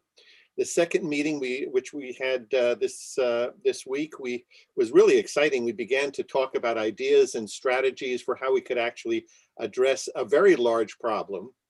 Because if we look at the funding issue, we're talking about funding programs nationally, and we're talking about funding them over a long period of time. So it's not just a snapshot of funding for today and say, okay, we got money this year, let's raise the flag and say we did a great job and we succeeded. Ultimately, if we're going to impact the workforce, we need to have funding that's ongoing and funding that will last over many years to be able to support people through these various initiatives and programs to get them into the actual workforce. So if we look at our goal, the primary goal, we interpreted as to get financial support to be able to support aerospace education programs that lead to a career in the aerospace workforce. And ultimately, if the goal is to get people into that workforce, we thought about, why don't we start with the end point? Mm-hmm. Getting people into the workforce and then reverse engineer it and figure out how can we get to that point and get people into that workforce. So we started with that basic assumption. In our two meetings, we really covered a lot of ground. We did a lot of discussion over about 3 hours in two meetings. We've also set a schedule for all our meetings for the rest of the year. So we're pretty well on track. I think we're doing pretty well with our discussions. The last meeting really got us to a point where we have begun conceptualizing some of the options and possibilities, and we've actually begun writing some of these ideas down. So we hope to have some initial drafts probably in a week or two of some of our ideas. And we're pretty excited about some of the possibilities. I don't want to get into too much of the details about the ideas before we have a chance to debate and conceptualize them, but I think we're moving in a positive direction to be able to address the kind of large scale issue of funding on a national ongoing scale. We also found that there is a need for a national database. Other people have talked about this. But we believe that that's going to be a critical variable, listing programs, listing volunteers that are mentors and judges that the programs all need in terms of support from companies and institutions of higher education and government agencies. We also think that there's probably a need for a list of internships so that people at the collegiate level will have access to an understanding of where those opportunities might be found. We're exploring where that kind of a national database might be hosted, and also the functionality of that kind of database being more than simply informational, but actually leading to the generation of funding. So one of the things that we've considered, the traditional model for funding is that programs go to the funding sources and seek funding. We're all familiar with that. Anyone who's been involved in implementing a program has used that traditional model. But what if we can reverse that model and have the funding sources come to the programs using an incentive-based approach? So that's kind of what we've been focused on initially. And we think that there's a lot of promise with that kind of an approach rather than the traditional approach. We'll have more to tell you about that as we refine the ideas that we're exploring. And so one of the things that's pretty clear to our group is that the financial support is key to making a big difference in the workforce. Because without the financial support, the wonderful educational ideas that many of us and our colleagues across the country have are not going to have the impact of getting kids into the workforce if there's no money. And so without the money, the ideas are not going to have the impact we want. So we see the financial resources as a key to really stimulate and launch people into the workforce and support the kind of initiatives that many creative people are coming up with and have already come up with. People on this committee already represent many wonderful ideas and educational activities that really need support and can really have a bigger impact if they're able to go to scale. In order to do that, they need the financial resources to make that possible. So our goal is to try and make sure that those resources are available to those wonderful programs out there that can use those to really springboard those kids into the jobs. And really the jobs are the key. So that's really the benchmark that I think we all need to look at, is to see how many kids we can get into that aerospace workforce. So I think we're making progress. And I think I'm pretty excited about it. I think the other members of our committee are too, based on our conversations. And I'd like to open it up so each of them can add some color to our discussions.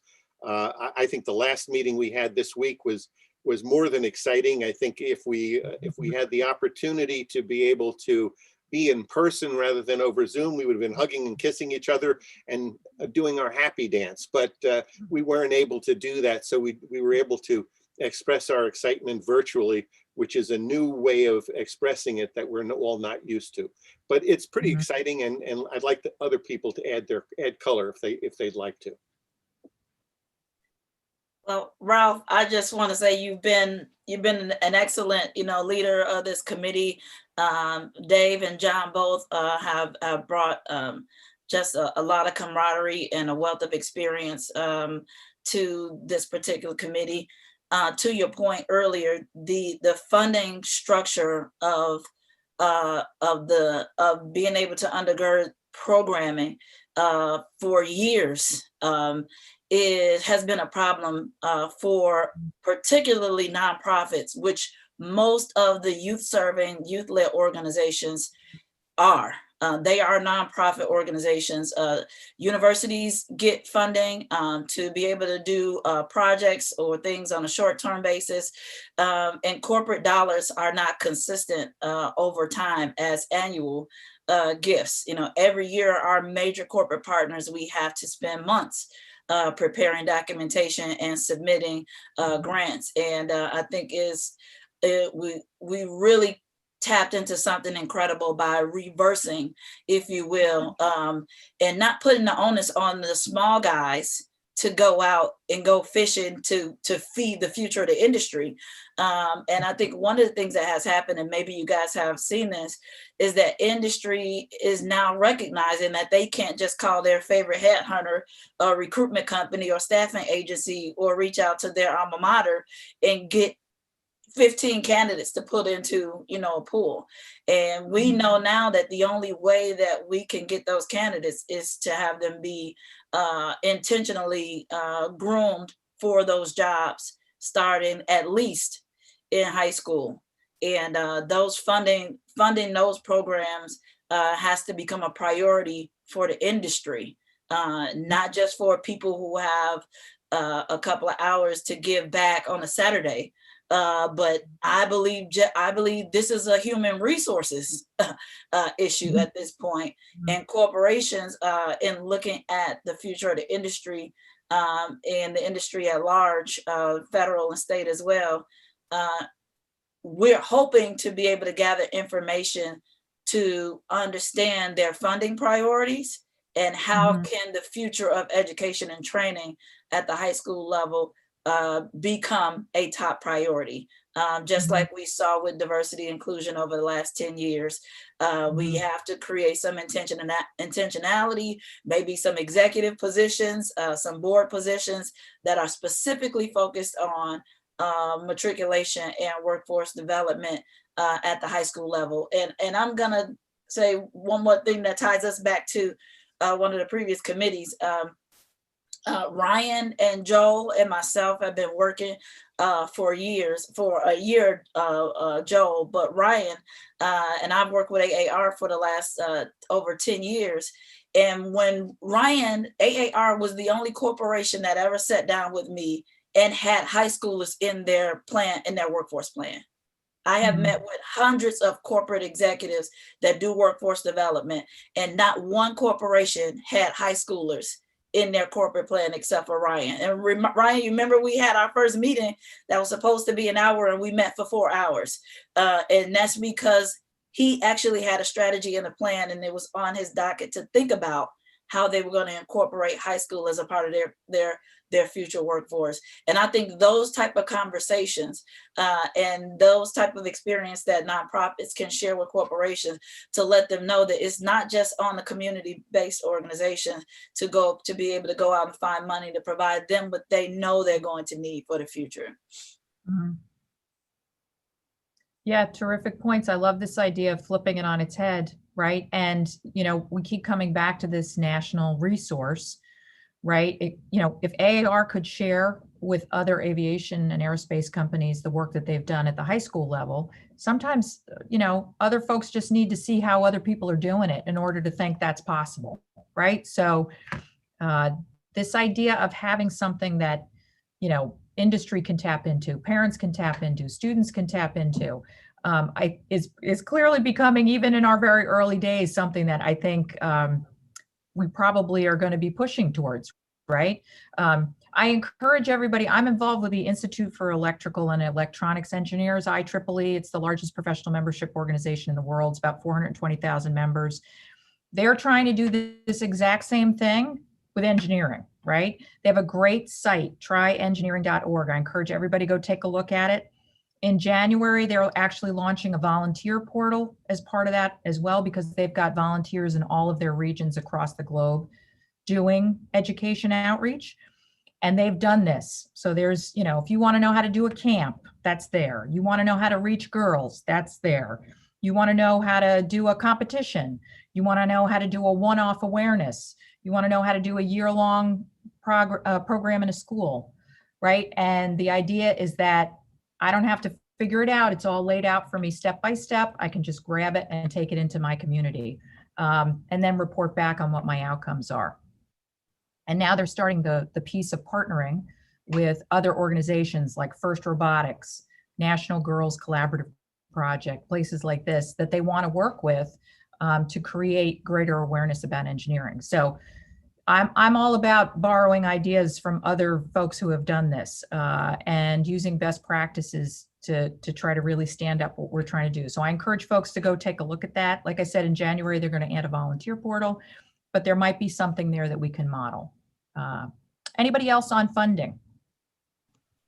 Yeah, David Purser, and I'm not sure my screen is up. I got a note that the facilitator had my camera off, but I want you to listen carefully. Tamara has been a very strong participant in the group, and what she was saying just earlier, everybody will be on a level playing field with the proposal as we get toward that, as Ralph says. Once we flesh it out, iron it out, and present it to you guys, that's what I'm excited about. And Tamara's ideas as she spoke will make everybody equally available to receive, funding as we hope we can move this program toward. Yeah, terrific. You know, I would just, yeah, I would just argue, maybe not argue, but I would agree that it's not necessarily that there's always a funding problem, right? And I would really encourage this group to work with colleges like Sharon's and Joel's and Jim's in particular, because when you talk to the financial aid folks, you know, initially the student thinks they don't have the money, right? Or access to the funding. And then they find out through financial aid, they actually do. And so I think there are good programs, and sometimes it's, once again, it goes back to awareness of just not understanding how the system actually works today. And I would also argue that there's so many community colleges around the country that you can go for free already. Or you can, you know, another example is Indiana's Next Level Jobs. If you're in a Next Level Jobs, which aviation is in, they pay for one of your airframe certificate for free, right? So you can go, and then all you have to do is come up with another couple of $1,000 and you have a power plant certificate. So I think I would encourage this group to make sure they're talking to the financial aid folks of schools, because I think there's a lot to learn in that system. Even though I was in it for 8 years, I still don't quite understand financial aid myself, believe it or not. And then I think another thing that I would also, you guys talked about outcomes, and I think that is the key, and are they getting jobs? And we all know that different accreditations have different requirements around outcomes. And I happen to believe that your educational program should lead to something. And if it doesn't, you probably shouldn't be teaching it, is where I come from. But anyway, I would just encourage that as we look, you know, as you guys keep moving forward as a group, because I think there's lots of money to be had or reallocated. My CFO always hates that word reallocation, but sometimes that's maybe the best solution. So great work, it sounds, moving forward. So since you put this out there, Ryan, I'll just say this piece of it. So, and this is particularly for underserved populations. Pell Grants, which go to the neediest, are not enough. They're not high enough, right? They haven't really, the needle hasn't really moved much in the last few years. You know, our students who are in training programs specifically, there's still a gap. And then particularly for flight students, and Tamara, I'm sure you're familiar with this as well, right? Our families from low socioeconomic backgrounds, they need plus loans in order to qualify for flight training. And their credit scores or lack of credit history doesn't really provide that. And so in the $60,000 to $70,000 it costs to get flight training is simply not accessible to them because their families don't have the means to access it. So there needs to be some other options for them, particularly if we're going to change the complexion of the cockpit. And Sharon, you make an excellent point in sharing about the plus grants. There have been a couple of cases that I've been researching where you can use the GI Bill to pay for flight training. So some kids are going into it. New CTE funding through reauthorization of Title I now allows for CTE funds to be used for after school programs and not just for in classroom learning, which was a brand new thing that the Congress did in 2018. But the one thing that's really important, and anyone who runs pipeline programs or run programs for more than one age group knows, the earlier you get those young people into training, the less it's going to cost them to train overall. And so we can shrink the cost of what it takes to become a pilot if they start flying in solo when they're 14, 15, 16 years old. What is happening is that so many students are not exposed to aviation careers until so late in the game. When I found out at 16 years old, they told me to pick a college and go to college.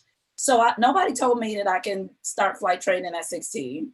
So I waited 2 years, got full ride to the university. Air Force ROTC had a double full ride.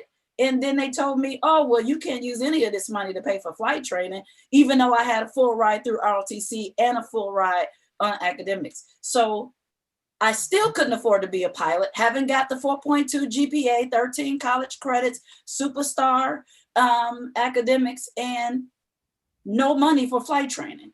And so, and not only that, I didn't have the resources to start flying younger. What we're seeing now with our students, training them from 5th grade, our programs are from K through 8, they are leaving high school with 20, 30 hours of flight time. By the time they get to the unit, we really want them to be able to pass the private pilot examination before they get onto campus. That literally can save them $9 grand. And so a lot of times funding, to your point, Ryan, is not that we aren't looking at all of these things, but from a high school engagement perspective, if we're waiting and looking at how to fund their collegiate pursuits, we're behind the 8 ball. We have to start figuring out how to train them in high school for free or at a reduced cost, so that when they get to junior college, they can go through that extraordinarily fast. And some of the things that we've been talking about in Chicago, with even compounding the associate's degree with high school articulation, and then going right into a possible online bachelor's degree with a 4-year university while they're working, it's unheard of. But we have been doing this for so long that we are solving these problems and innovatively thinking about it. But I think for the purpose of this task force, we have to get our arms around training high schoolers younger. And the thing that keeps coming back to me is World War II and post-World War II, where kids were building stuff, they were creating stuff, they were manufacturing and making stuff, and going to war for a country by the time they were 18 years old. And we have gotten to a place where 18-year-olds are babies, and they are not babies. These kids are incredible. When one of my students told me Nikola Tesla was his hero and he builds engines in his basement, who builds engines in their basement?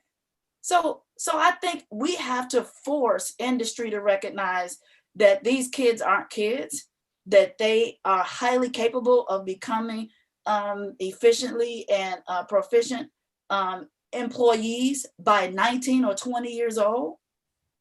And we have seen that. When I get calls from companies, when I send students with resumes a year after high school, and they say, how does your resume look like this and you're 18 years old? Because they've been in aviation training since they were 14. And that's the difference. And so, we, Dave and John also spoke to a couple of different, ways that we can fund, and how even the federal government is looking to create pipelines for the Air Force, for the Marines, for all of their aircraft mechanics, for the Coast Guard. So it's not just corporate either. The United States government has a huge need for aviation and aerospace professionals, and we haven't even talked about space and the commercial space endeavor and the fact that we are going to Mars in the next decade. And so this is huge. This is huge. And I think anybody who's much older than me, I can't really remember the space race. I mean, I wasn't born, but most of the interest in the space race came from kids watching space on TV. And that was the only thing that they had. Now you have private companies sending rockets into space, and who ever thought that was possible? Terrific. Thank you, Tamara. This is clearly a space where we're going to spend a lot of time and energy, especially when we're trying to reach underserved populations. So, and being able to tap into all the funding that's available. Absolutely. Well, terrific. I think that was a great conversation. Anybody have anything they want to add? We're going to try and wrap up by 11:30 for our lunch break. Any last thoughts? Hey, Sharon, this is Whitney. Yeah, go ahead, Whitney. Yeah, I just wanted to say from an industry perspective, we understand the need to get to students in high school and middle school and even elementary school. I know at Southwest, we already have high school interns working at the airports. We reach out, I know here in Dallas, where I currently live and work, we partner with some aviation schools in the area. We do a lot to try to put out the word that there are careers out there in aviation that are not only flying airplanes. So the industry understands that, and we're trying to figure out ways to reach younger kids. And so I think this task force and working with all of you out there in different aspects is going to be a great way to get ideas, a national clearinghouse, a website, whatever it is, you know, to expose these children to aviation careers. Also, on a funding aspect, you know, things like I went to an out-of-state college, which was very expensive, but it was aviation because that's what I wanted to do. But there was no state-funded school where I grew up and that offered the program that I wanted to attend, which to get a dispatch certificate. So there are programs like the Academic Common Market that allow students to pay in-state tuition at universities where they don't have a state-funded school with that program that a lot of people don't even know exist. I never heard of it until I got to school, and it even reaches out into master's programs. So so there's a lot of money out there that people are unaware of, and I'm also a big advocate for a national clearinghouse or website for scholarship funding, because there's a lot of money out there that goes untouched every single year because kids do not even know it exists. And so just from my background and what I do, just giving back in my own personal time at universities and giving scholarships to kids to expose them to get ratings or to get a certificate. I think the funding subcommittee, the awareness building subcommittee, and expanded pathways are really going to need to work together to figure this out. Absolutely. Sharon, Okay, if I well, could just jump in with one quick thing. I'm sorry. You know, thank you. You know, one of the things that as I'm listening to everybody, there's all these this great passion, and I love that. I think it's important to note that we talk a lot about colleges, universities, and that path, but there are a lot of people that at least I can speak from the pilot side, want to become pilots and can't, or that's not the right route for them. And a lot of the federal funding that exists, both for Title IV and also GI Bill, VA benefits, those aren't necessarily able to be used on the flight side. So I know for the funding subcommittee, if that's something that you've looked at about possibly expanding Title IV to flight schools that are not Part 141, looking at the GI Bill, making it possible to fund private pilot and or at places that don't offer Part 141 schools. I think that that's really, really essential, a way to get more people in this pipeline who maybe aren't destined for the college path. Thanks. Well, and that brings you back to they have to increase Pell, right? Because in order for Pell to cover flight training and the cost of tuition, it's got to be more than $6,100 a year, right? Yep, and it doesn't even work for non-colleges, so unless you're accredited. So good point. Okay. All right. Well, terrific. So we've got our panelists coming up after our 45-minute break for lunch, and I invite any of the panelists. I think almost all of you are on the call right now. If there's anything that you heard this morning that you want to address as part of your 10 to 12-minute presentation, please feel free. We're happy to take your thoughts now or follow up with us after the fact. That's also terrific. Okay, so we're going to take a 45-minute break for lunch, and we'll be back at 12:15. Thank you.